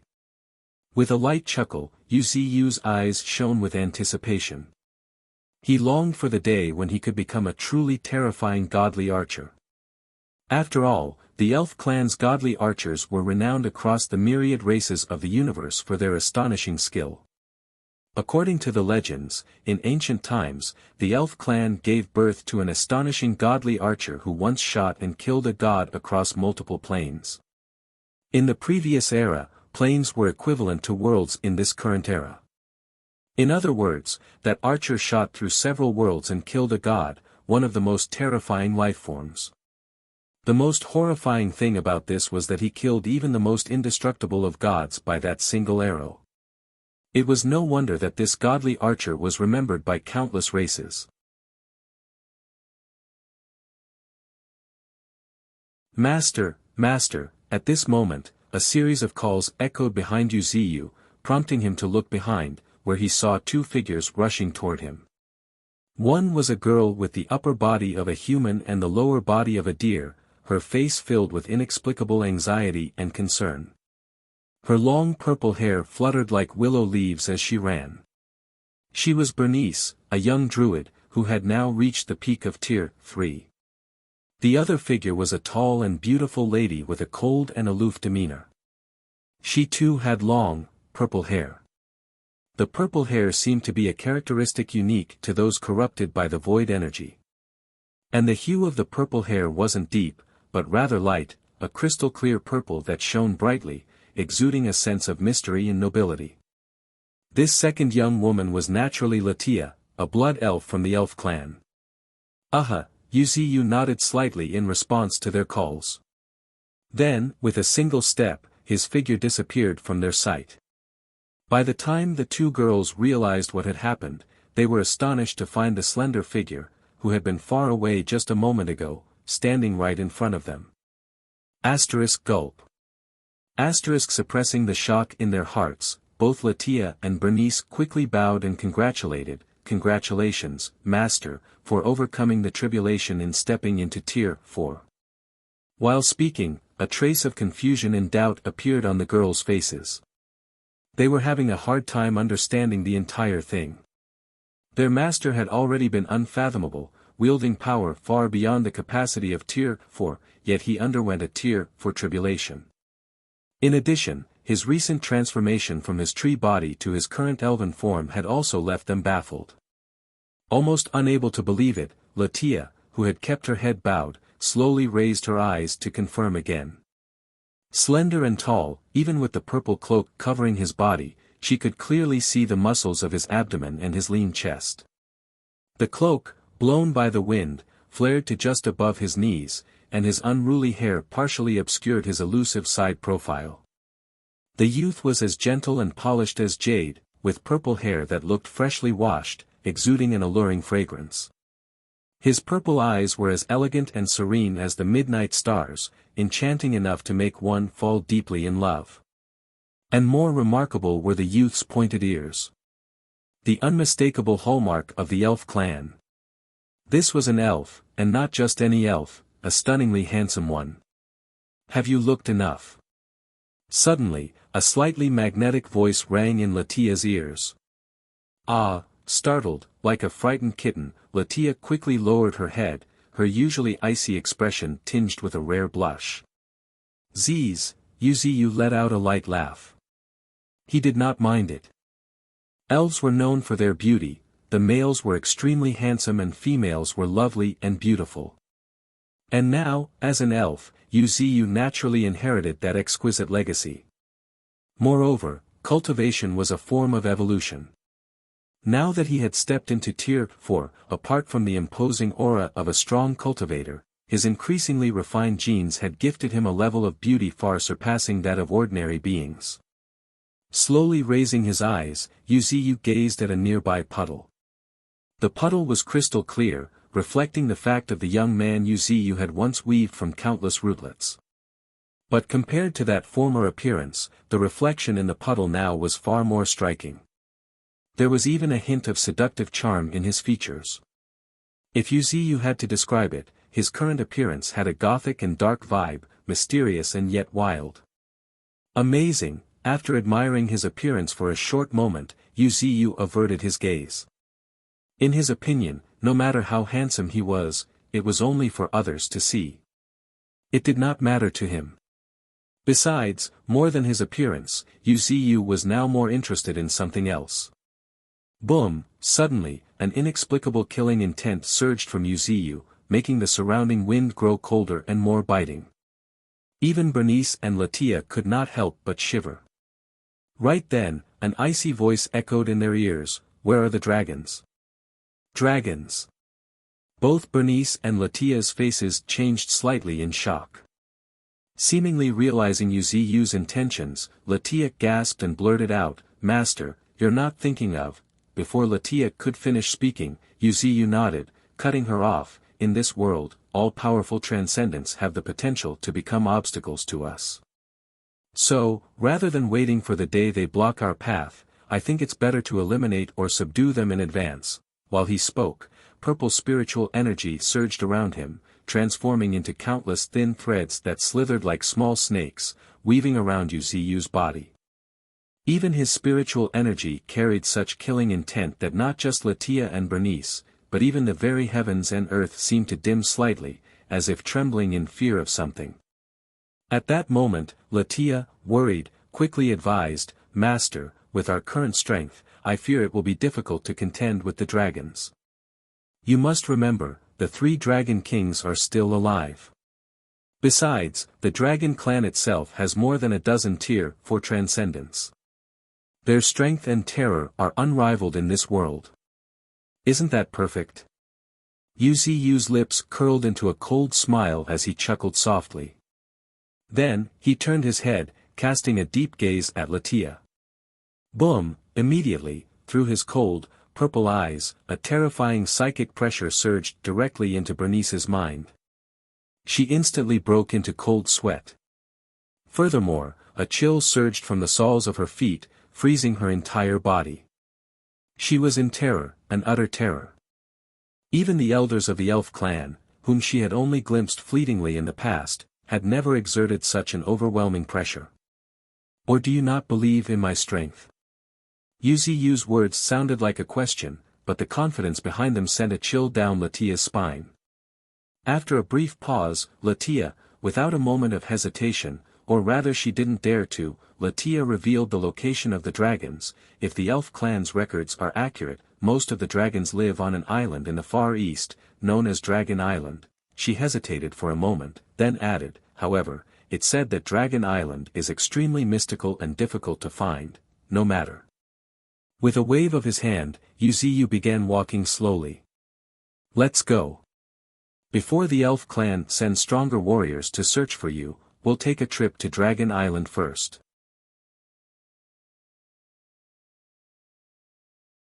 Dragon Island, it was an island located in the far east of planet Alicia. Rumor had it that this island was hidden within a sea of clouds, invisible to mortals and unknown even to gods. It was a true treacherous territory. A treacherous territory, in a sense, was the equivalent of a forbidden zones on Earth. However, while Earth had only witnessed the appearance of such zones within the last few years, Alicia had had them for nearly 100 years. Despite this long history, certain areas were still referred to as treacherous territories. What did this signify? It signified that these places have withstood the tests of time and nature, yet they still stood at the pinnacle of mystery. Every treacherous territory on Alicia was a true no-man's land, and in the past century, the number of people who have ventured there and returned alive could be counted on one hand. On the surface, only a handful of individuals have ever returned from Dragon Island. Today, there were 7 treacherous territories on Alicia, one of which was Dragon Island. It was the home of the apex predators standing at the top of the food chain, the giant dragons. Other treacherous territories included the Forest of Elves, the Fortress of Trolls, the Sanctuary of Gods, and the deepest part of the Forest of Magical Beast. None of these had ever been revealed to the outside world, but one thing was certain: each of the 7 treacherous territories was guarded by the most powerful beings of Alicia. These territories were not called treacherous due to their hazardous environments alone, rather, they were protected by legendary peak powerhouses. As a matter of fact, the cultivation levels of Alicia were different from that of Earth. The Elysians refer to Tier 4 as the Sacred Realm and to Tier 4 Transcendents as Saints. Saints were transcendents who had surpassed the mortal realm, and could rule an entire nation by the virtue of their strength alone. Above the Sacred Realm was the Divine Realm, also known as Tier 5, and the Tier 5 Transcendents of this realm were called gods. However, to this day, there were no known gods on Alicia. The strongest experts were only demigods, transcendents who were at the threshold of Tier 5, between Tier 4 and Tier 5. These demigods had undergone a partial transformation of their souls and begun constructing their psychic realm. In their terms, this was known as building a divine kingdom. Herein lay the prime difference in cultivation methods between Earth and Alicia became. Before Tier 4, the denizens of both planets mostly focused on refining their physical bodies. But after reaching Tier 4, the true difference in cultivation appeared. On Alicia, they prioritized psychic power and aimed to build psychic realms, focusing mainly on the cultivation of mind. On Earth, however, as evidenced by Wuxia, the pioneer, there was a practice of merging the body and soul, cultivating both simultaneously. Though this path was difficult, if successful, the resulting power was immeasurable. This was just the difference between Earth and Alicia's cultivation methods. As one explored other stars, even more cultivation systems would emerge. For example, the Titan clan focused on the body, integrating the soul into their bodies. There were some beings who would even abandon their physical bodies entirely to cultivate only their souls. There were countless strange and unique methods of cultivation. However, no matter the path, they all led to the same ultimate goal: hegemony and even eternity. Of course, Tier 7 transcendents on Alicia were not referred to as hegemons, instead, they were called prime gods. At Tier 8, the Eternal Realm, they were referred to as supreme gods. It seems like Dragon Island has at least 2 demigods at the peak of Tier 4, nearly at Tier 5, as Wuxia murmured to himself. 3 figures cloaked in purple light silently sped toward the far east of Alicia. Looking up, one could vaguely see a purple ball of light surrounding the 3 figures. The sphere moved so fast that it appeared as a fleeting meteor, disappearing into the night in the blink of an eye. "Yes, Master." Latia added with a nod, "The Golden Dragon King alone has already reached the demigod realm. He is one of the oldest demigods on Alicia. Then there's the Black Dragon King, who has recently become a demigod and even battled the Elf Queen."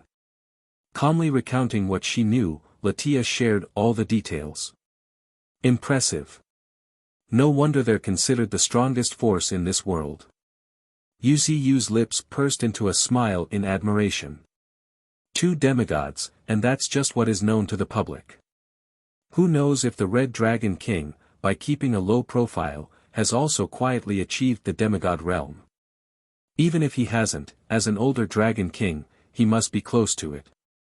Considering this, Dragon Island potentially has 3 peak Tier 4 demigods, almost at the level of half-step Tier 5s.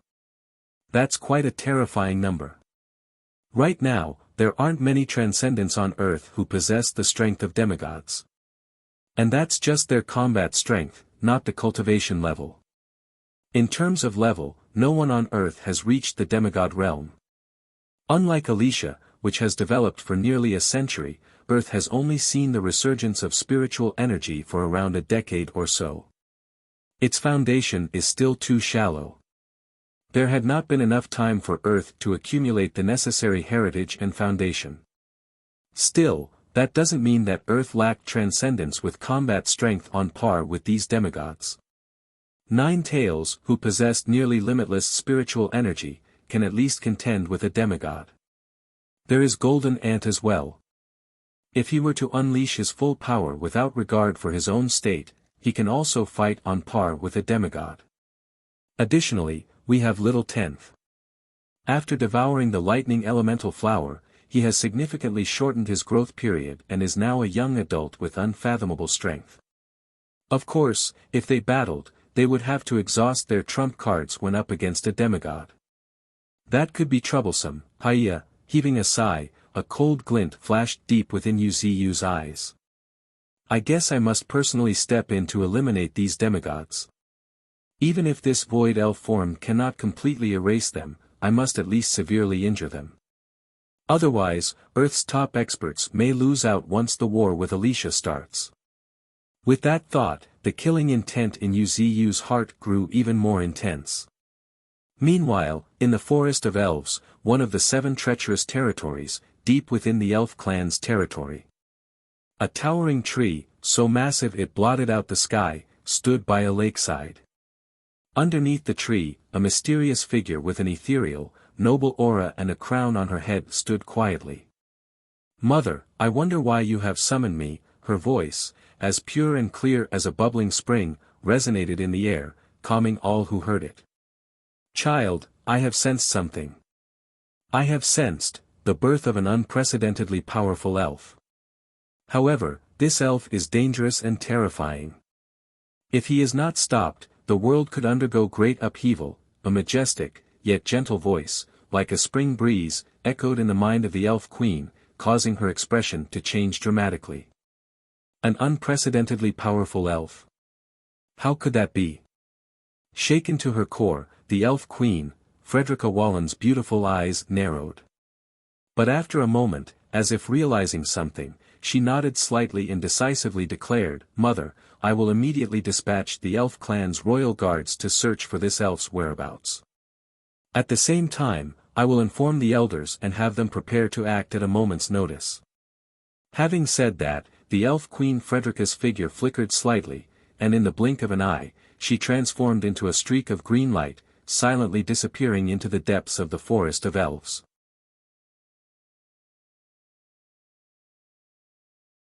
At the same time, in the deepest part of Alicia, the Sanctuary of Gods, a place in the sky known to be the home of gods. Boom! Suddenly, an intermittent flash of light illuminated the horizon, causing vast consciousnesses slumbering here to wake up. Faintly, one could see 3 indistinct figures surrounded by radiant halos standing silently, gazing far into the horizon. Meanwhile, on the horizon, a massive shadow of a tree began to gradually appear. Tree of Life. What brings it out of the Forest of Elves and to this place? Dom, you better speak with more respect.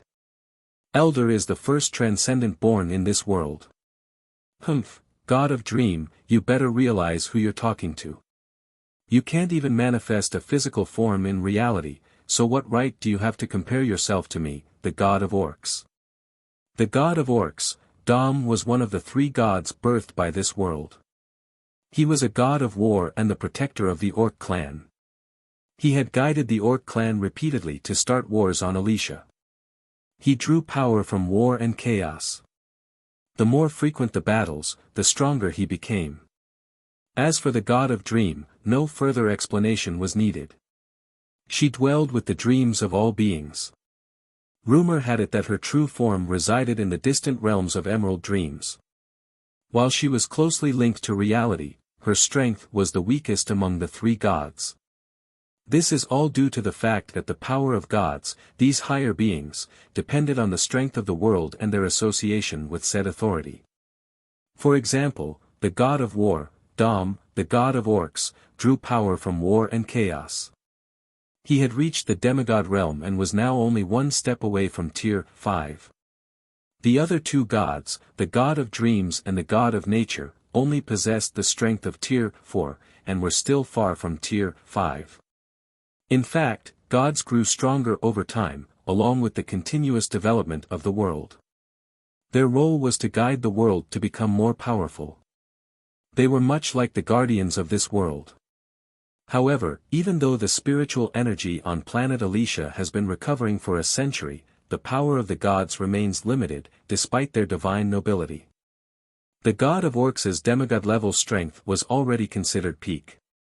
Yet, God's strength lay in their use of authority and their near-indestructible nature. Therefore, their combat power defied conventional understanding. Take the god of Orcs for instance. If he were to unleash his full strength, he could hold his ground against 4 or 5 ordinary demigods, possibly even more. That was the reason for his arrogance. Still, despite his arrogance, the distant shadow of the giant tree remained unmoved. Instead, its branches swayed as it spoke in a soft voice, "Recently, I've had a bad premonition. If you have the time, please investigate the world, and see if anything unusual is happening." "Understood, Elder." Nodding, the god of dream was the first to agree. "Humph." The bully's figure, on the other hand, let out a cold snort and sneered, "I don't need your reminders. Stay in your forest of elves." With that, the god of Orcs gave the tree of life no further chance to speak and vanished from the sky. Huh, the god of nature could not help but heave a sigh, looking somewhat helpless. Long ago, when the god of Orcs was aggressively expanding his power, the tree of life sent the elves to stop him, sowing discord between them. The god of Orcs still harbored a grudge for this. But in this matter, the god of nature could not say much. After all, among the 3 gods, she was the weakest. "Elder, I will keep an eye out." With this response, the god of nature also departed from the sky. That Dom, the god of dream, whose form resembled a 14 to 15-year-old girl and voice carried a playful tone, grumbled, "All he does is quarrel about this and that. I really don't know what goes on in his head." "It's all right." Shaking its branches, the tree of life chuckled, "This matter can't be left to them. In the end, we'll have to rely on you. After all, only you can monitor most of the world's movements through the dreamscape." "Leave that to me." Patting her chest, the god of dream proudly declared with full confidence. Though not very powerful, as the god of dream, she was known for her unique and enigmatic methods. Despite her appearance as a mischievous little girl, her abilities were the most elusive. In fact, she was the real reason the tree of life had come here. Only the god of dream, with her enigmatic powers, could hope to swiftly locate the unknown powerful elf. Meanwhile, Uzu was unaware that the birth of his void elf had stirred the world's oldest ancient tree, the tree of life. He also did not know that this ancient tree had taken note of him, and even sent the elf clan and asked the gods to seek out his whereabouts. However, even if Uzu was aware, it did not matter to him. Once he decided to head to Dragon Island, it was inevitable that he would cause a stir. The only question was when these beings would discover that he was from another world. In the terminology of this world, Uzu would be considered an foreign evil god. Now, he, the foreign evil god, was already planning to invade this world, starting by targeting its claws and fangs. Dragons, murmuring, Uzu, now above a sea region, spread his senses. Suddenly, with a thunderous roar, Uzu's mind shook as countless spatial ripples rapidly spread out in all directions. This was spatial perception. Compared to searching for Dragon Island with the naked eye, the most reliable method is to detect spatial anomalies. After all, according to Latia, Dragon Island is said to be hidden in a place similar to an alternate space. Only through this method can it remain undiscovered so far, and only through the manipulation of space can a single island house so many dragons. Taking a deep breath and feeling the calm in his mind, Uzu calmly stated, "Let's go. It's not within several thousand kilometers from here, let's move on to the next location." With that, Uzu, leaving by a purple streak, set off toward a more distant sea.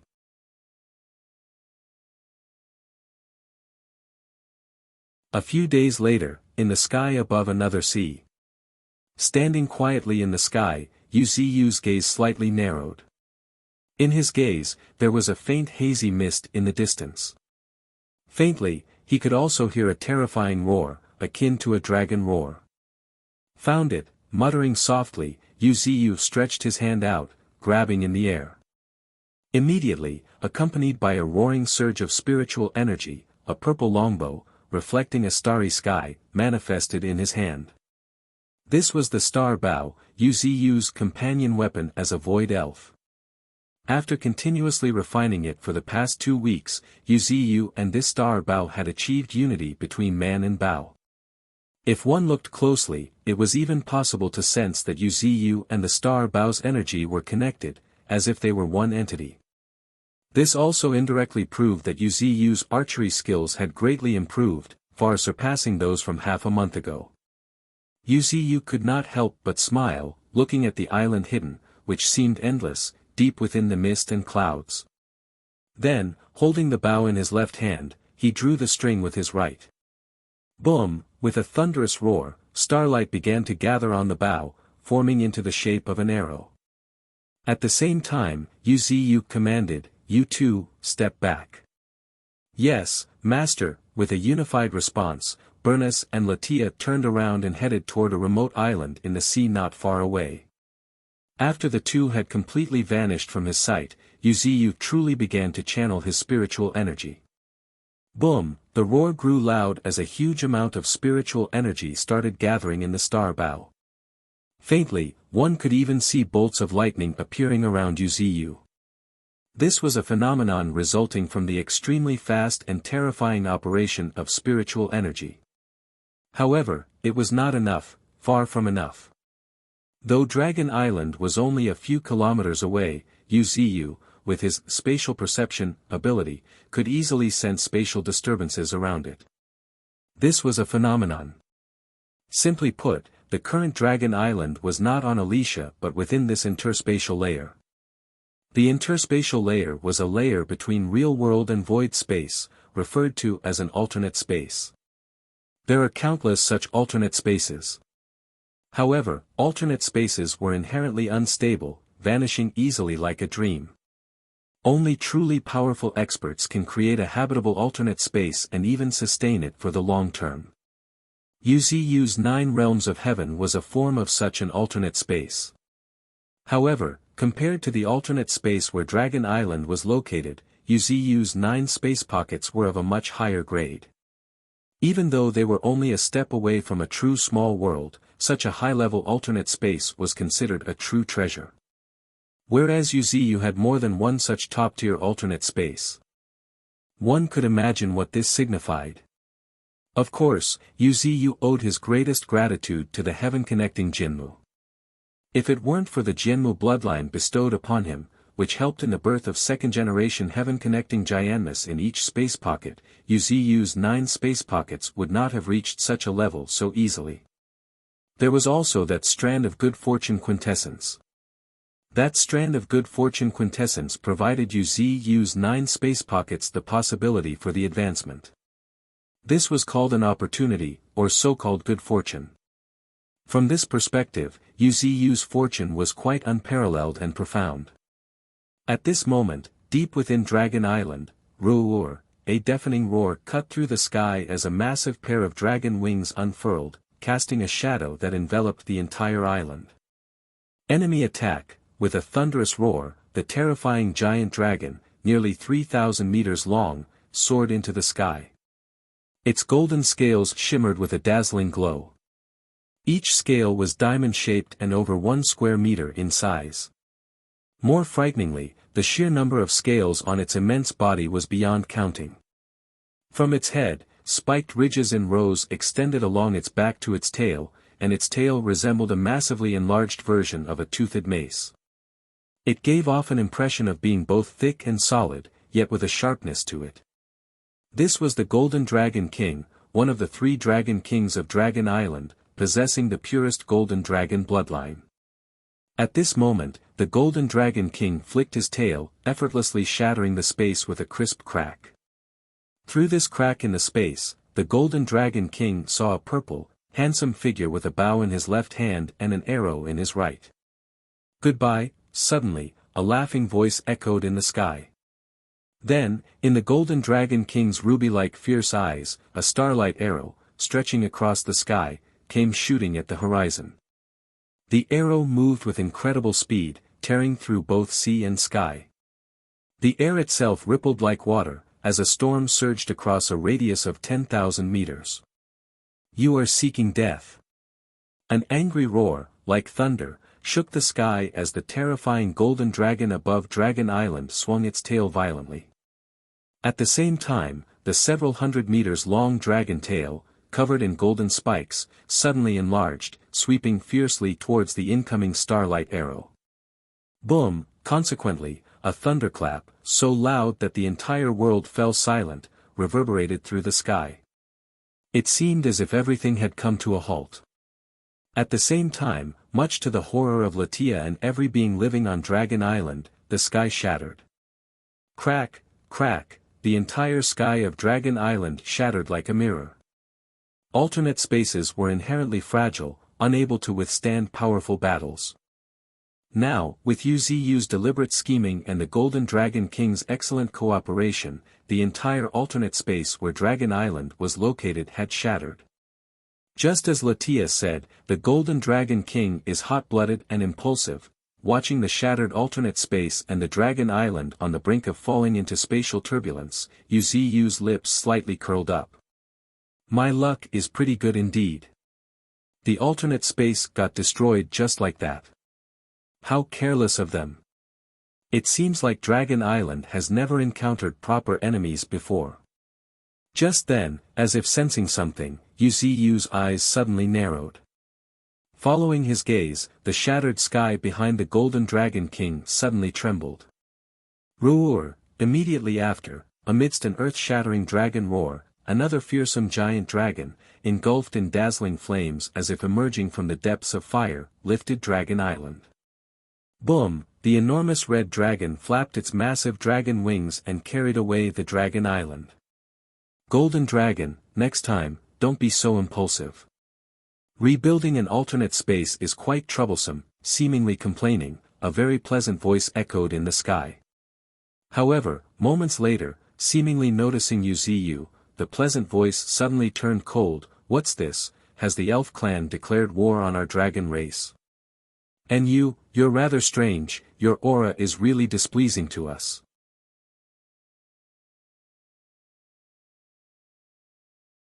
Displeasing. Taken aback, Yuziu could not help but murmur to himself, looking at the red dragon, who was slowly lowering the entire Dragon Island into the sea in a daze. He had not expected the renowned Red Dragon King to actually be the Red Dragon Queen. Moreover, considering the age of the dragons, this Red Dragon Queen's age was roughly equivalent to a human teenager. Be that as it may, it was quite normal. Races with long lives had undeniable advantages over the humans who had short lifespans. At this moment, while Yuziu chose to remain silent, "Hush!" a loud and shrill whistle echoed through the sky, prompting Yuziu to look up, where he saw a massive golden spiked object, resembling an oversized golden mace, coming down at him from the sky, ripping the clouds apart in its wake. Each spike was extremely massive, resembling like the massive lances wielded by the knights. The area covered by the entire thing was astonishingly several thousand meters. Without a doubt, just this single strike was enough to pulverize an island into dust. Where did such insignificant beings come from? Die! With a furious roar, the Golden Dragon King's terrifying tail slammed down with a thunderous clap. The impact was so powerful that the entire sea seemed to sink under the force, and the resulting boom instantly drowned out all other sounds. From above, it appeared as if a giant bowl had been carved into the sea, with a diameter so vast it was impossible to measure, perhaps a kilometer, or even 10. The only certainty was that this region of the sea seemed engulfed in an apocalypse, with water splashing with such force that the droplets launched into the air felt like bullets flying in every direction. In the face of such a terrifying assault, no one could guarantee their survival, even the demigod Red Dragon Queen's eyes narrowed in fear. "I guess, Golden Dragon is really angry." Exclaiming, the Red Dragon Queen's corners of jaws drew back into a sneer as she added, "However, it's all fine. If our dragon race doesn't walk the world, people would really start treating us as if we don't exist." Just as the Red Dragon Queen finished speaking, her expression suddenly changed. This was because a slightly magnetic voice suddenly came from above her head. "What? You think it's over just because of this?" Amidst a slightly amused voice, the air rippled above her head as Yuziu's figure slowly materialized. Surprisingly, Yuziu had appeared just 3 meters above the Red Dragon Queen's head. This was only possible due to the ability, teleportation, which Yuziu had recently developed while exploring the power of space. In fact, he had already upgraded it to level 4 using a tremendous amount of evolution points. Although this ability could only be used by his Void Elf form, it was still incredibly formidable. Teleportation, level 4, you can instantaneously move within 10,000 meters through space. It was an extremely formidable ability. To top it all off, the spiritual energy and even the psychic force required to execute it were surprisingly low. This made it perfect for combat. This was also the first time Yuziu was using it in battle.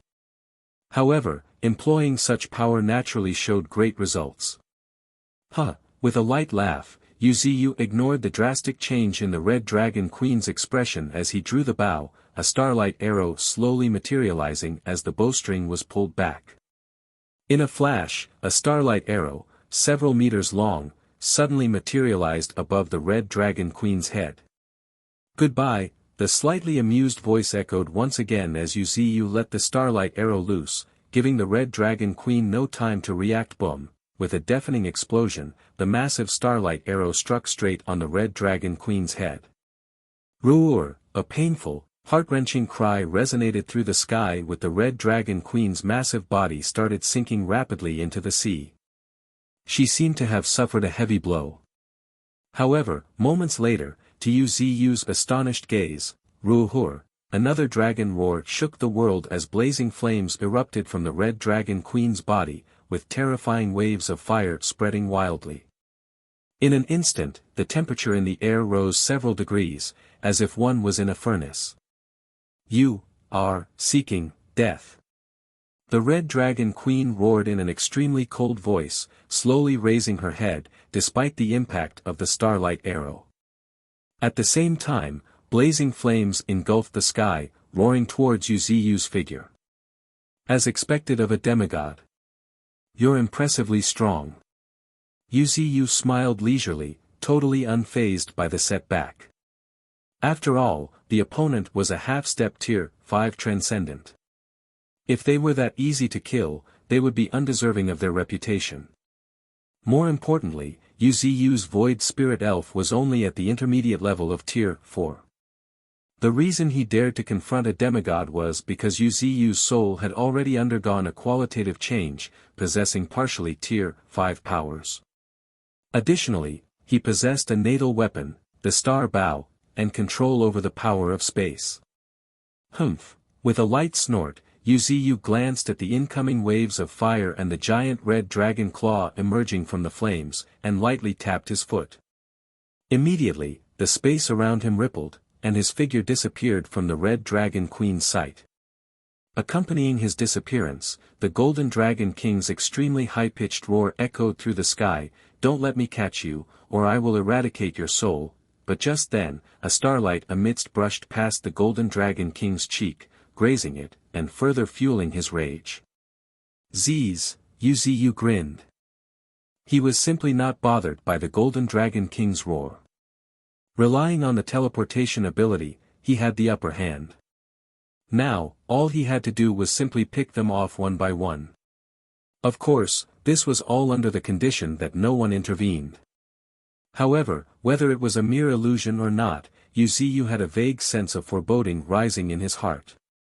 At that moment, far away on Earth, zoom, with a thunderous roar, a towering beam of spiritual energy shot into the sky, prompting everyone to look up, where they saw a gigantic portal resembling a dome. Behind the portal, everyone could vaguely see a vast, boundless starry sky. The portal to the alien world has been established. The coordinates are locked onto the starry sky above the alien planet, focused on one of its moons. So, are you all ready? What awaits us next is a real war, the resounding voice echoed through heaven and earth. Looking up, one could see numerous figures exuding powerful auras standing in the sky. They were Tier 4 natural disaster class experts, and not just one.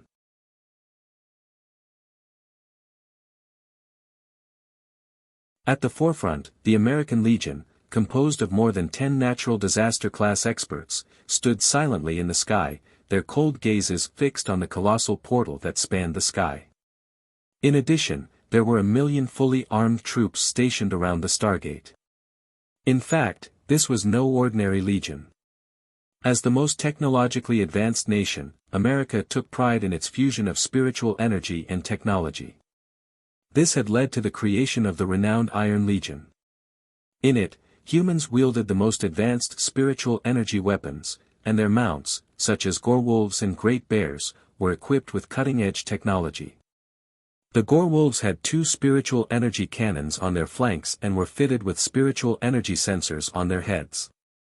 Even their tails were equipped with tactical nuclear weapons, which were capable of shattering mountains.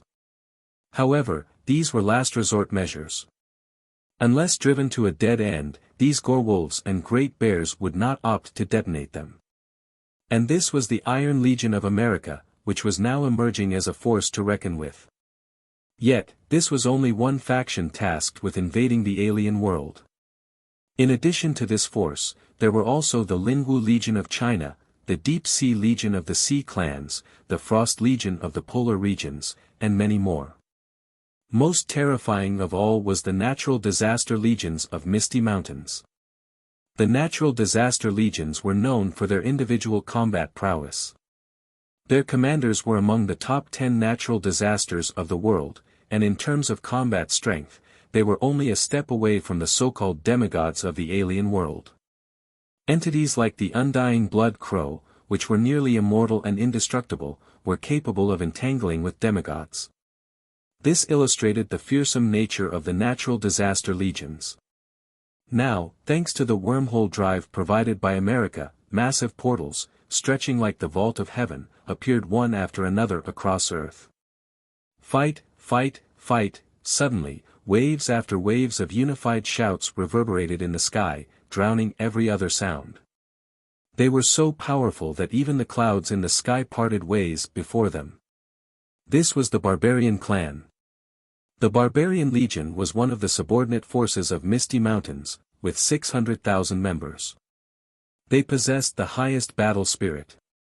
Their eyes blazed with fervor as they gazed at the towering portals that could span the sky.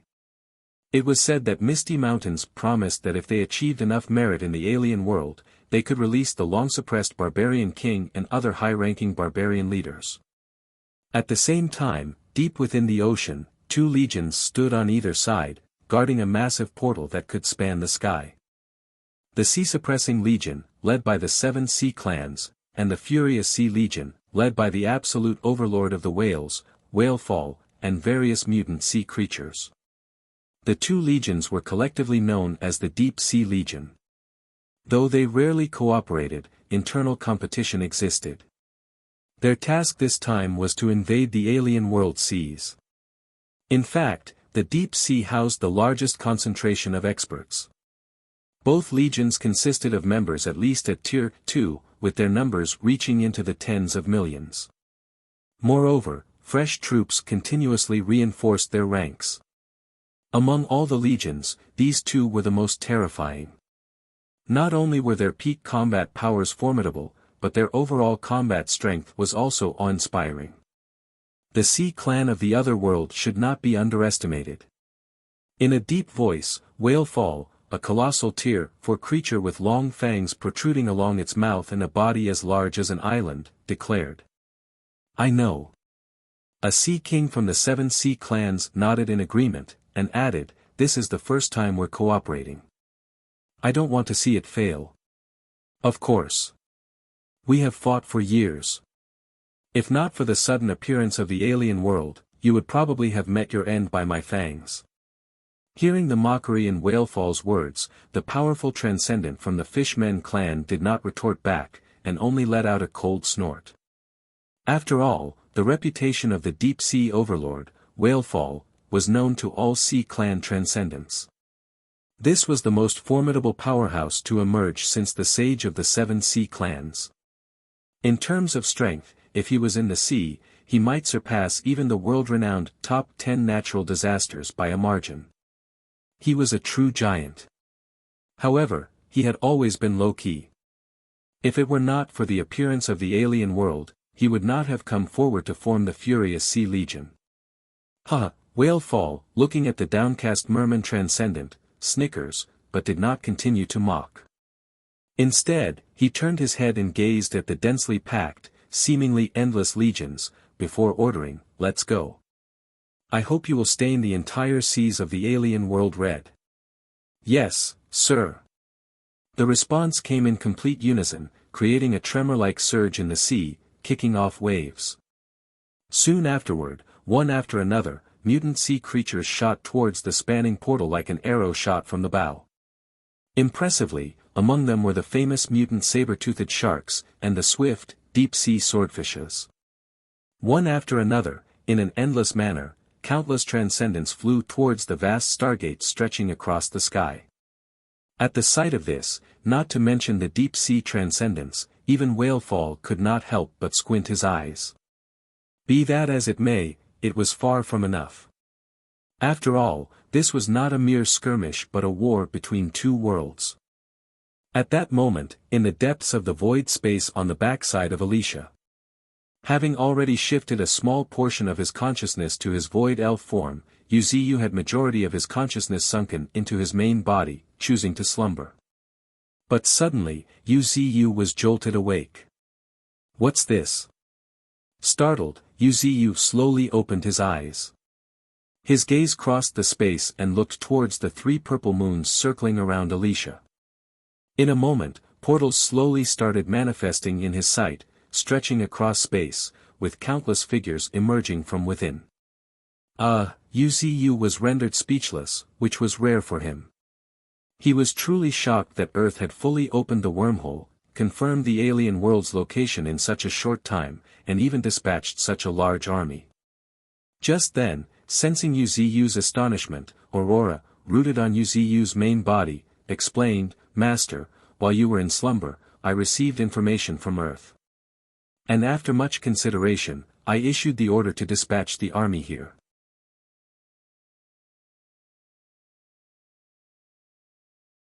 Wuxia, after hearing Aurora's statements, was a bit bewildered, for Aurora's decisions had completely disrupted his entire plan. Originally, his intention was to first weaken the forces of Alicia by injuring its strongest transcendents and instigating internal conflict. However, now, with the legions arriving on the Purple Moon, the Elysian experts would definitely sense this. They were not idiots, after all. Had it been just one, it could have been overlooked, but when tens of thousands, or even hundreds of thousands of powerhouses gathered in just a few breaths, their combined aura was like a beacon in the night, easily attracting the attention of the powerhouses of Alicia. Wuxia could not help but sigh in his heart, feeling helpless. However, he could not blame Aurora, it was his own mistake. He had not managed the overall situation well and had diverted most of his attention to the void elf form at a critical moment. This was the prime reason for the current situation. Of course, there was some twist of fate at work as well. At this moment, as if sensing Wuxia's unusual mood, Aurora hesitantly asked, "Master, did I do something wrong?" Compared to her usual voice, her tone was cautious and even a bit nervous. "No." Wuxia straightforwardly denied, shaking his branches. "Since you have gathered Earth powerhouses, the rest of the plan will need to be adjusted a little." Pursing his lips into a smile, Wuxia, rooted in the depths of the void space, lifted his gaze to the planet floating in the vast expanse of the universe, the planet Alicia. "My plan was to wait a few more years before starting an all-out war, but now, the conditions no longer allow it. In that case, a trace of indescribable coldness flashed in Yu's eyes as he looked towards Alicia. At the same time, boom, accompanied by terrifying roars, Yu's countless glowing branches, resembling divine chains, began to slowly rise. Alicia, perhaps due to the existence of the gods, was shielded by an invisible barrier. Though this barrier had no offensive power, it could block external prying eyes. Now, what Yu needed to do was to shatter this barrier and pave the way for the legions of Earth. With this in mind, spiritual energy surged around Yu, his true form surging with an intermittent, but radiant prismatic light. At the same time, his branches, resembling mystical divine chains, began to sway violently. And as they swayed, sharp auras surged around the tips of these branches. That was sharpness, a sharpness that could pierce through anything. It was Yu's understanding of the Tao of sharpness, which was further enhanced by his supreme spiritual energy as a Tier 5 transcendent. However, at that very moment, in the forest of elves on planet Alicia, suddenly the entire forest began to shake, seemingly disturbed by something. Immediately after, an enormous, lush green tree rose from the ground, accompanied by countless glowing green specks that slowly rose from the ground. What's going on? This aura, how is this possible? Amidst a series of exclamations, countless elves in the forest raised their eyes, looking towards the night sky where 3 purple moons glimmered. Vaguely, across millions of kilometers, they could see countless blurry figures moving like ants on the purple moon. Right then, a helpless sigh echoed in the air as the sacred artifact of the elves muttered, "Something big is about to happen." At the same time, in the sanctuary of gods, a place located in the deepest part of the sky, where no man could reach, one consciousness after another began to awaken. We were careless. Amidst a cold voice, the towering figure of the god of orcs appeared in the sky. "Humph," the god of dreams coldly snorted, angrily rebuking, "The tree of life had warned us." The god of orcs could not refute her, instead, the seriousness on his face only deepened. In a moment, the god of orcs' gaze became sharp as he stated, "This is not the time to shirk responsibility. I will send down an oracle to inform everyone to fully prepare for war." As he spoke, the god of orcs raised the battle axe in his hand high. Immediately, brilliant rays erupted from the battle axe, spreading in all directions. At the same time, in the Orc Empire, located in a desolate land, the statues of God began to tremble. Faintly, a vast voice echoed throughout the Orc Empire. However, compared to these treacherous territories, Dragon Island was in even greater turmoil. One after another, giant dragons took to the sky, obscuring it completely. In the center of them stood a particularly striking elf for purple color, hovering leisurely. Despite having him surrounded, the dragons did not wear a pleasant expression. It was not just because they had failed to capture this strange elf even after fighting all day, but more troubling was the sudden appearance of countless unfamiliar auras in the night sky. Are we getting invaded by another world? It seems so, but why now of all times? In the midst of this intense atmosphere, the Golden Dragon King and the Red Dragon Queen exchanged helpless glances at the purple elf in the center. This guy is truly troublesome.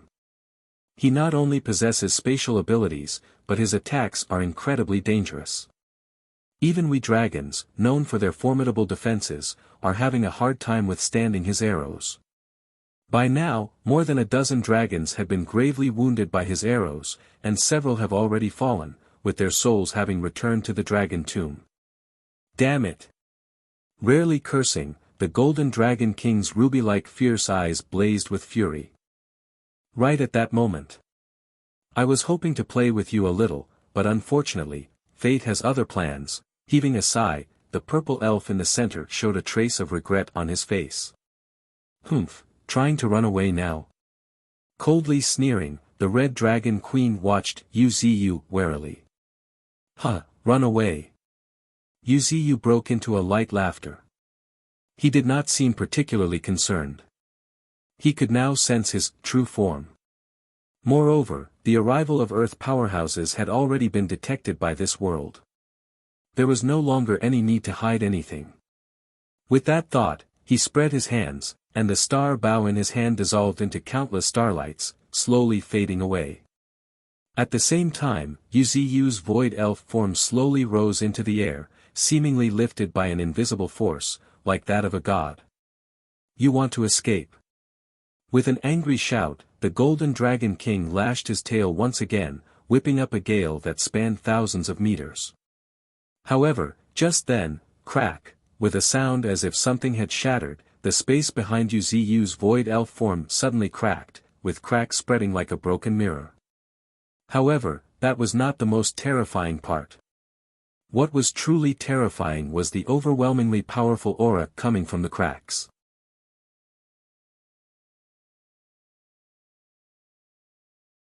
What is this? Wearing shock and suspicion on their faces, the dragons all turned their gaze toward the shattered sky. Faintly, they could see something like countless root-like things emerging from the cracks. Right at this moment, a purple figure lightly landed onto one of the roots which had surged out from behind the shattered space. The roots were covered in purple bark, cracked and weathered, marked by the scars of time. These ancient, worn roots exuded an aura of age and history. And now, the root, resembling a giant serpent, slowly lifted the purple figure. You can't escape. Amidst the Golden Dragon King's cold, resonant voice, his tail, now transformed into an enlarged golden mace, came crashing down on the purple figure. However, before the mace could slam onto the purple figure, a soft chuckle echoed through the air. Haven't you realized the situation you're in? The voice was filled with a sense of mockery, perhaps even disdain. The purple figure stood calmly with a serene expression on his face, as if everything was within his grasp. Despite the golden dragon tail smashing down on him, stirring up a storm for kilometers and even shattering the space around him, he remained totally unfazed. Indeed, he had no reason to be concerned. With the arrival of his true form, even if it was just a fragment of the cosmic root, everything was already decided. Boom! Suddenly, a thunderous roar, reminiscent of a clap of thunder, shook the world. Following the sound, the dragons, to their horror, discovered countless purple roots surging out from the fractured space. These roots entwined with each other, forming a massive purple mace, comparable in size to the Golden Dragon King's tail. With tremendous force, it then collided with the Golden Dragon King's tail. While everyone was reeling from the shock, the sky shattered once again, with one crack after another, spreading slowly across the sky for kilometers. Soon, the entire sky resembled a shattered mirror. Fearsome gales started blowing, causing even the sea below to rise into towering 100-meter waves. For the moment, the area within a radius of tens of kilometers was engulfed in an apocalyptic storm. It was a storm so strong that the dragons struggled to maintain their balance, retreating in shock and fear. However, before they could fully process their fear and confusion, suddenly, an unfamiliar dragon roar echoed through the sky. It seemed to be suppressing something, carrying an inexplicable terror. Accompanied by this roar, countless silver-white bolts of lightning erupted from the center of the storm. However, this was only the beginning, because shortly after that dragon roar,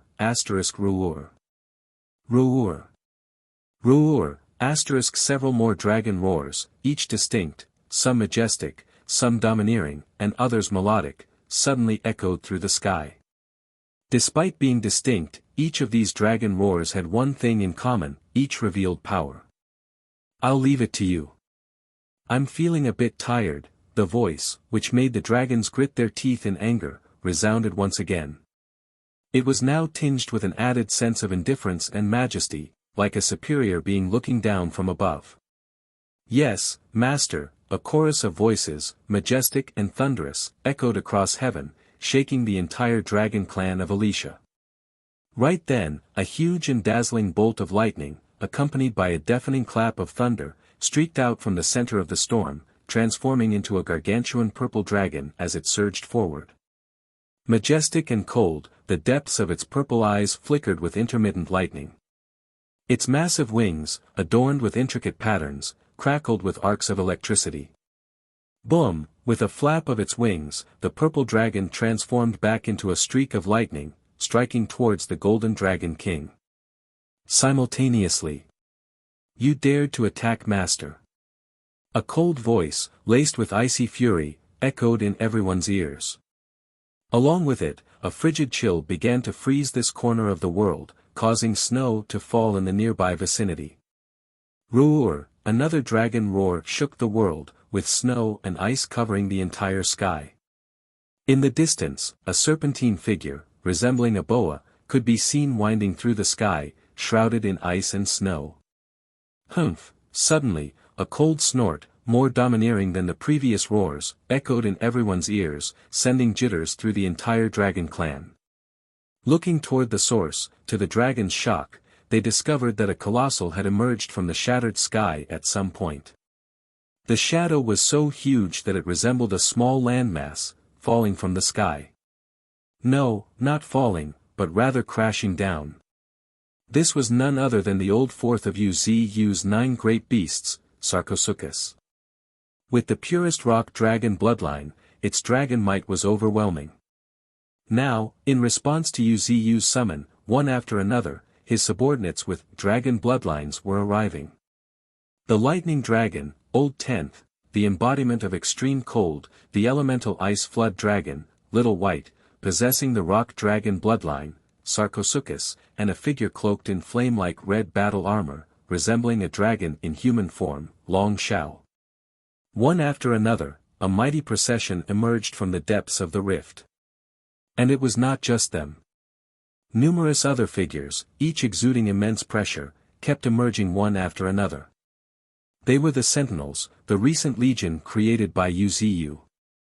Led by the Behemoth and Slytherin, Yamata no Orochi, every single one of them was a terrifying monster of Tier 4. The fact that Wuxia had summoned such a formidable force in an instant was proof in itself of how much Wuxia valued the Dragon Clan. Attack! A thunderous shout reverberated through the sky as endless lightning streaked across the sky. At the same time, the lightning dragon arrived close to the golden dragon king in a flash, seemingly teleporting. His fearsome claws crackled with blinding lightning, and the depths of his purple eyes flickered with intense lightning. With a deafening crash, the lightning dragon's fearsome claws struck the golden dragon king, shaking its massive body. Simultaneously, streaks of lightning descended, engulfing the golden dragon king in a blinding flash. On the other side, an even more terrifying scene unfolded. The colossal shadow crashed onto Dragon Island with a thunderous roar. Unable to withstand the impact, cracks began to spread along Dragon Island as it split into smaller islands. However, this was not the end. To the horror of the onlooking dragons, the fragments of Dragon Island began to reassemble, forming an armor that enveloped the massive figure. Then, the massive figure began to expand, its size increasing by more than tenfold in just a moment.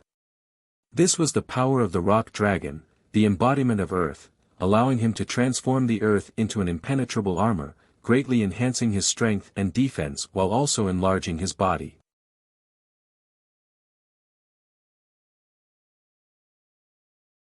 However, compared to the terrifying battle about to unfold near Dragon Island, the situation outside planet Alicia was even more frightening. The level of terror was not just a few times, but several dozen times greater. It's about time I started moving as well, murmuring to himself, Wuxia, rooted in the void space, suddenly revealed his form. Boom, accompanied by a world-shaking roar, to the horror of countless Elysians, a gargantuan tree suddenly appeared in the night sky, amidst the stars. It was an immensely massive tree, shrouded in mist, its full form indescribable. However, its countless branches were vaguely visible, each exuding a mystical glow. Yet that was not the most terrifying part. The truly terrifying part was that the moment this gargantuan tree revealed itself, the entire Alicia trembled. An overwhelmingly terrifying aura swept across the entire planet. A horrifying pressure enveloped the entire Alicia, prompting every single Elysian to look up at the sky in shock. How is this possible? How can a being of such power exist? Hey, this has to be a joke. Cries of disbelief erupted across the entire Alicia. Even the strongest beings like the Elf Queen and the God of Orcs had their pupils constricted to pinpoints. A true god, that's a true god, in a voice filled with incredulity, the God of Orcs, who had revealed his true divine form in the night sky of Alicia, let out a startled cry, his face turning inexplicably pale. A true god was a terrifying existence far beyond the saint realm. A powerhouse of this level was referred to as Tier 5 Transcendence by the inhabitants of Earth. They were incredibly powerful and could even destroy planets. Right now, accompanied by roars akin to a tsunami, Wuxia's spiritual energy surged to its peak. Perish, with a fierce and focused gaze, thousands of willow branches, glowing like mystical divine chains, shot out from Wuxia. 1,000 meters. 10,000 meters. 100,000 meters. Tearing through the starry sky, tens of thousands of streaks of light rushed towards planet Alicia.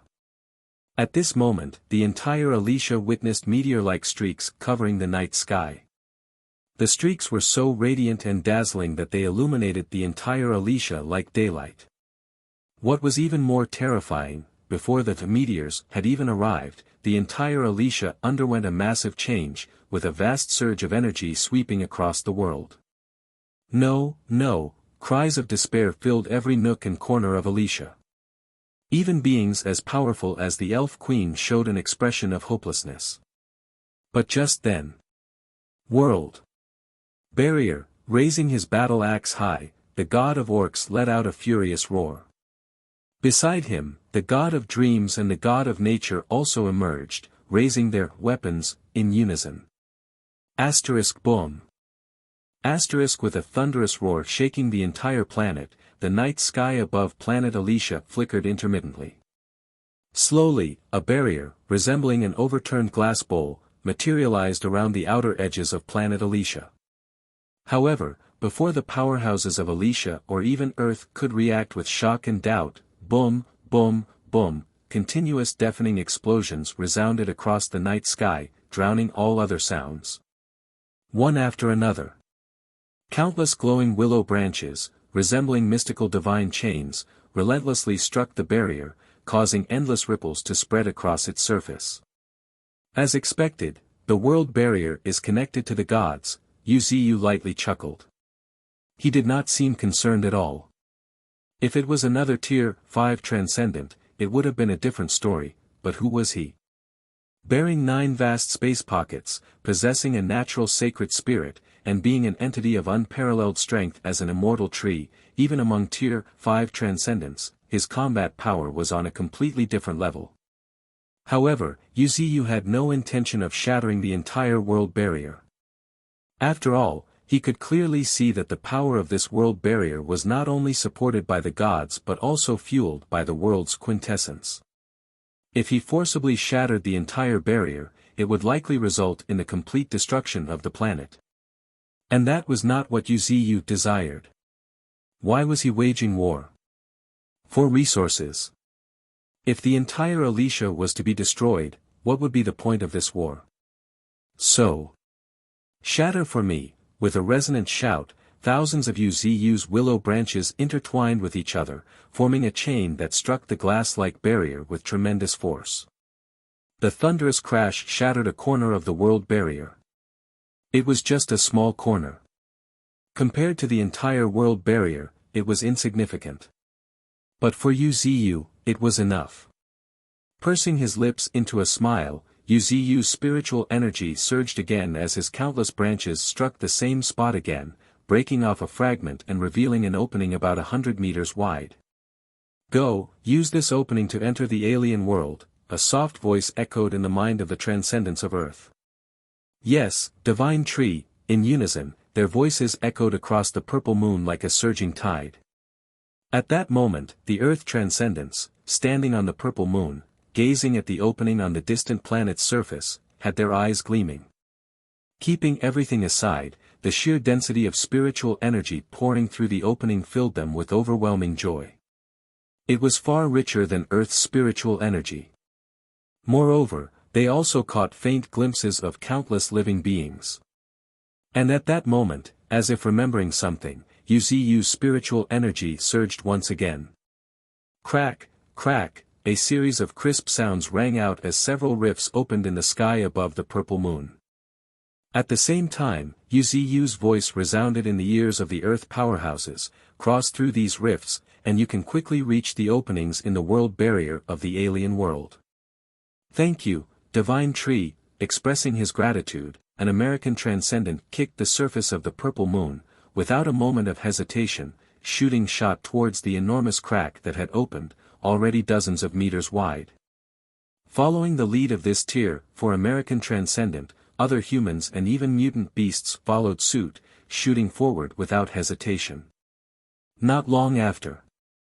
In the night sky of planet Alicia, within the opening resembling the ozone holes of Earth, whoosh, whoosh, whoosh, countless streaks of light shot towards the opening on planet Alicia. This marked the true start of the interstellar war.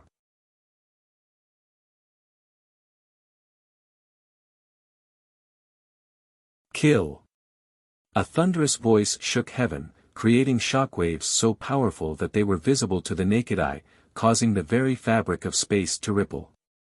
This was a Tier 4 transcendent from Earth's deep sea, a mutant orca who was highly skilled in sound waves and served as the vanguard of the furious Sea Legion.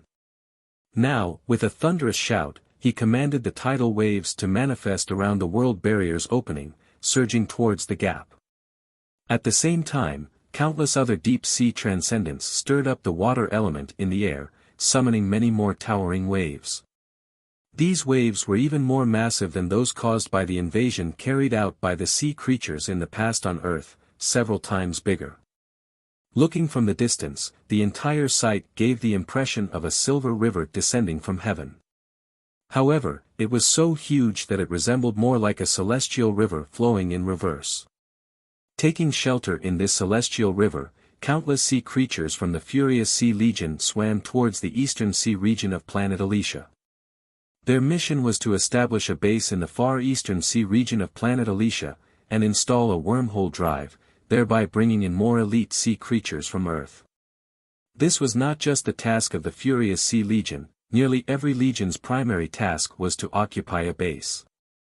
The interstellar war was unlike any other.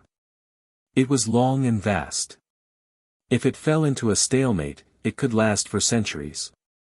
Of course, this war also heavily depended on the confrontation between the top powers of both worlds. As for these legions, their current crucial role was to plunder resources. We should move out as well. Giving a thunderous command, a Tier 4 Chinese transcendent led his legion towards the eastern part of planet Alicia's continent. The eastern part of planet Alicia's continent was rumored to be the territory of the trolls. Thus, this Chinese legion was naturally preparing to confront the giant trolls. We're relatively fortunate. The Iron Legion of America is up against the Orc Empire, a nation known for its brute and barbaric nature. If they are slightly careless, they might consign themselves into eternal damnation. However, considering that the Iron Legion is most adept in warfare and long battles, they should be fine. With a light smile, a Chinese Tier 4 transcendent threw any concerns regarding the Americans to the back of his mind, and instead followed dozens of airships straight eastward. Notably, aside from a few Tier 2 transcendents, most Tier 2 transcendents did not fly. Thus, both human and mutant beast legions alike most relied on airships provided by America to travel. An airship, costing several times more than an aircraft carrier of the old era, was one of the most crucial strategic resources of Earth. Each airship could carry over 10,000 troops and was equipped with a large amount of spiritual energy technology. For example, the Chinese spiritual energy railguns that were powerful enough to threaten Tier 4 transcendents served as the main cannon. This illustrated how terrifying the combat power of an airship could be. Rather than airships, they could be considered mobile fortresses. They were also one of Earth's sources of confidence. Of course, these airships were exclusive to humans and mutant beasts. The Sea Clan, on the other hand, had their own methods and did not require such vehicles. After all, the cascading celestial rivers flowing down to the surface of planet Alicia left not only the powerhouses of Alicia dumbstruck, but even the transcendents of Earth were left in awe and shock. The Sea Clan is really something. That's right, you should see how many of them there are. The waves they stir up are enough to overturn a small continent. In the voices filled with awe, the land powerhouses could not help but have their eyes flicker. However, just as everyone was expressing their amazement, an American transcendent on the bow of the airship stated in a cold voice, gazing down at the surface where various figures looked either awestruck, confused, or puzzled, "This is just a small city, they probably don't understand our role or where we come from." So, the officer standing next to him asked with some hesitation. "Of course, they need to be eliminated. Are we supposed to wait until they realize we are the enemy before attacking?" A cold smile flashed on the American transcendent's lips. He made no attempt to hide his murderous intent. For Earth, their greatest advantage was their speed. They were moving so fast that the alien world had not had the time to react. Moreover, compared to Earth's advanced technology, the means of communication in the alien world was still at a medieval level, akin to Earth's Middle Ages. In other words, right now on Alicia, apart from the peak powerhouses, most Elysians had not yet realized the seriousness of the situation. With a cold smile, the American transcendent pressed a red button. Immediately, the gears inside the airship began to churn, revealing countless black, deep holes. Before the aliens could react, flashes of fire erupted from the openings as a barrage of spiritual energy bullets rained down upon the distant small city. Boom, boom, boom, no, these are enemies, enemies. With screams following one after another, the small alien city was engulfed in flames. Unfortunately, a small city was, after all, just a small city. It had no notable experts. Within just 10 minutes, the city of tens of thousands of orcs had been reduced to ruins. Of course, it should be brought to notice that the orc city was essentially a collection of small stone houses or grass huts, lacking the prosperity of Earth. At this moment, while various legions were advancing methodically, Wuxia took a rare moment of leisure. His branches swayed leisurely as if his entire being was rooted in the starry sky, while his huge crisscross network of sinuous roots continuously drew spiritual energy from the void space. However, his azure dragon form, alongside other roots that had taken the shape of flood dragons, were nowhere to be found. As a tree, Wuxia had decided to maintain the appearance of a tree in order to hide his trump cards. The transformation of roots into dragons was known only to his most trusted confidants. This was also part of his future plans. His eyes flickered as Wuxia observed planet Alicia. However, after a moment, as if anticipating something, Wuxia's gaze turned toward a specific direction. In that direction, several powerful figures were rapidly approaching.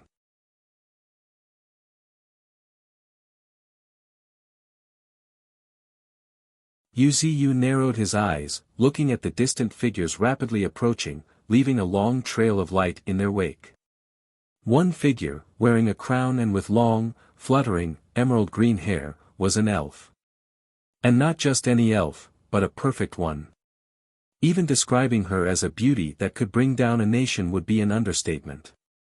Yet, what was more striking about her was her aura. She had the bearing of a true princess, a high-born. Even Wuxia, who was usually indifferent to beauty, could not help but raise an eyebrow at the sight of her. Another beautiful creature transcending her race. As he praised her, Wuxia could not help but recall two of his subordinates. One was naturally Nine-Tails, whose beauty had long transcended her race. With her celestial fox bloodline, her inherent charm put her beauty far above the rest. The second was the queen of the Mare people, Wuxia's current personal maid who managed daily affairs in his pocket of vitality. I haven't seen them in a long while. Feeling a bit nostalgic, Wuxia then turned his gaze back to the distant Alicia. Whoosh, whoosh, a total of 8 figures rapidly drew nearer. The most eye-catching among them was, of course, the Elf Queen. As for the others, 3 figures had a peculiar aura. They were surrounded by a sacred glow. They were likely the gods of this world. In addition, there was also a palm-sized tree on the Elf Queen's shoulder. This small tree immediately drew Yu's attention. The aura of vitality radiating from it was so intense and blinding that even Yu could not help but avert his gaze. Next, Yu shifted his gaze to the last 3 elven figures. Yu immediately shook his head slightly, not particularly concerned about them.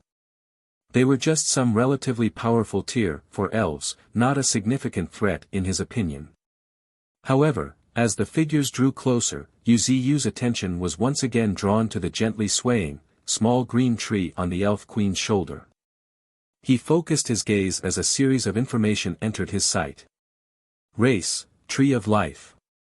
Innate talent, creating life, it can continuously reproduce. Given enough time and by expending spiritual and physical energy, it can also give birth to exceptionally talented life forms. Unique abilities, healing leaves, it can produce leaves rich in vitality, so potent that one could heal just by placing them in their mouth. Mental restoration, it can restore others' mental state and replenish their energy. Life domain, it can create a vast field rich in vitality, greatly enhancing the recovery of physical strength and spiritual energy. Within this field, the mental recovery speed of elves is also slightly improved. Life spirit essence, it can create a divine essence that not only purifies impurities but also heals the body. The status screen of the small tree left Yu staring in a daze. He really had not expected this small tree to be the renowned Tree of Life. The Tree of Life was rumored to be a sacred artifact of the Elf clan. It was also the lifeblood of the Elf clan. After reviewing the Tree of Life's attributes, Yu understood why it was revered by the elves. Presumably, the so-called elves were likely nurtured by it. Of course, ordinary elves were not the focus here, most of them reproduced physically. However, a high elf, especially someone like Elf Queen, an elf proficient in all elements, would have definitely been nurtured by this Tree of Life. The striking figure Yu had been staring at all this while, whose beauty had transcended the race, was indeed an elf proficient in all elements. Lightning, light, water, wind, she was a master of all elements. However, after a quick look at her status screen, Yu discovered that the Elf Queen specialized in wind and wood. As for other elements, either she had not practiced them or they had not developed yet. After all, not every being had the evolution points Yu possesses. And even with evolution points, Yu found it really challenging to train in various elements. This showed that an all-elemental talent was not necessarily a good thing. It simply meant more choices for training. As a matter of fact, the title of Elf Queen wasn't a mere label but signified the highest bloodline in the Elf clan. This was evident from the introduction of her bloodline, which Yu saw when he focused his gaze on her graceful figure. Innate bloodline, Elf Queen bloodline, blessed by the Tree of Life, she possesses talent in all elements. Her training speed is several times, or even tens of times, faster than that of other elves at the same level. Additionally, her elemental affinity and psychic abilities are far superior. Yu could not help but grin, admiring the powerful bloodline that had far surpassed ordinary giant dragons or elves. However, this was not the crucial point. After all, the current Elf Queen had had a very short time to grow. 100 years was just a youthful phase in the long lifespan of an elf. I guess the Elf Queen could not have come into outer space with her own power. The Tree of Life on her shoulder seems to be here as a support. Its combat power isn't going to be a concern, I guess. As this thought flashed in his mind, Yu became clearer about the situation. This will be a slaughter, as he whispered to himself, a more playful expression appeared on his face. Moreover, Yu became quite interested in the Tree of Life's innate talent. Creating life, murmuring to himself, Yu's eyes flickered with interest. He could not help but fancy the idea of having this innate talent. He believed that with this talent, he would have been able to really create a brand new and powerful race. Besides, such a race would also be absolutely loyal to him. However, after giving further thought, Yu Ziyu's expression turned a bit peculiar. Breeding, huh? While he could dismiss some minor details, he just could not shake off this one thing. Isn't this usually something handled by a maternal entity? Am I going to turn into a woman if I get this? You're tuning into the Han Li's Wuxia Adventures YouTube channel. We're so grateful for your support, and don't forget to subscribe to join us on this incredible journey through captivating stories. Your generosity through donations truly makes a world of difference, as it's the primary source of revenue that allows me to expand and enhance this channel for you. Thank you from the bottom of my heart for being a part of this adventure.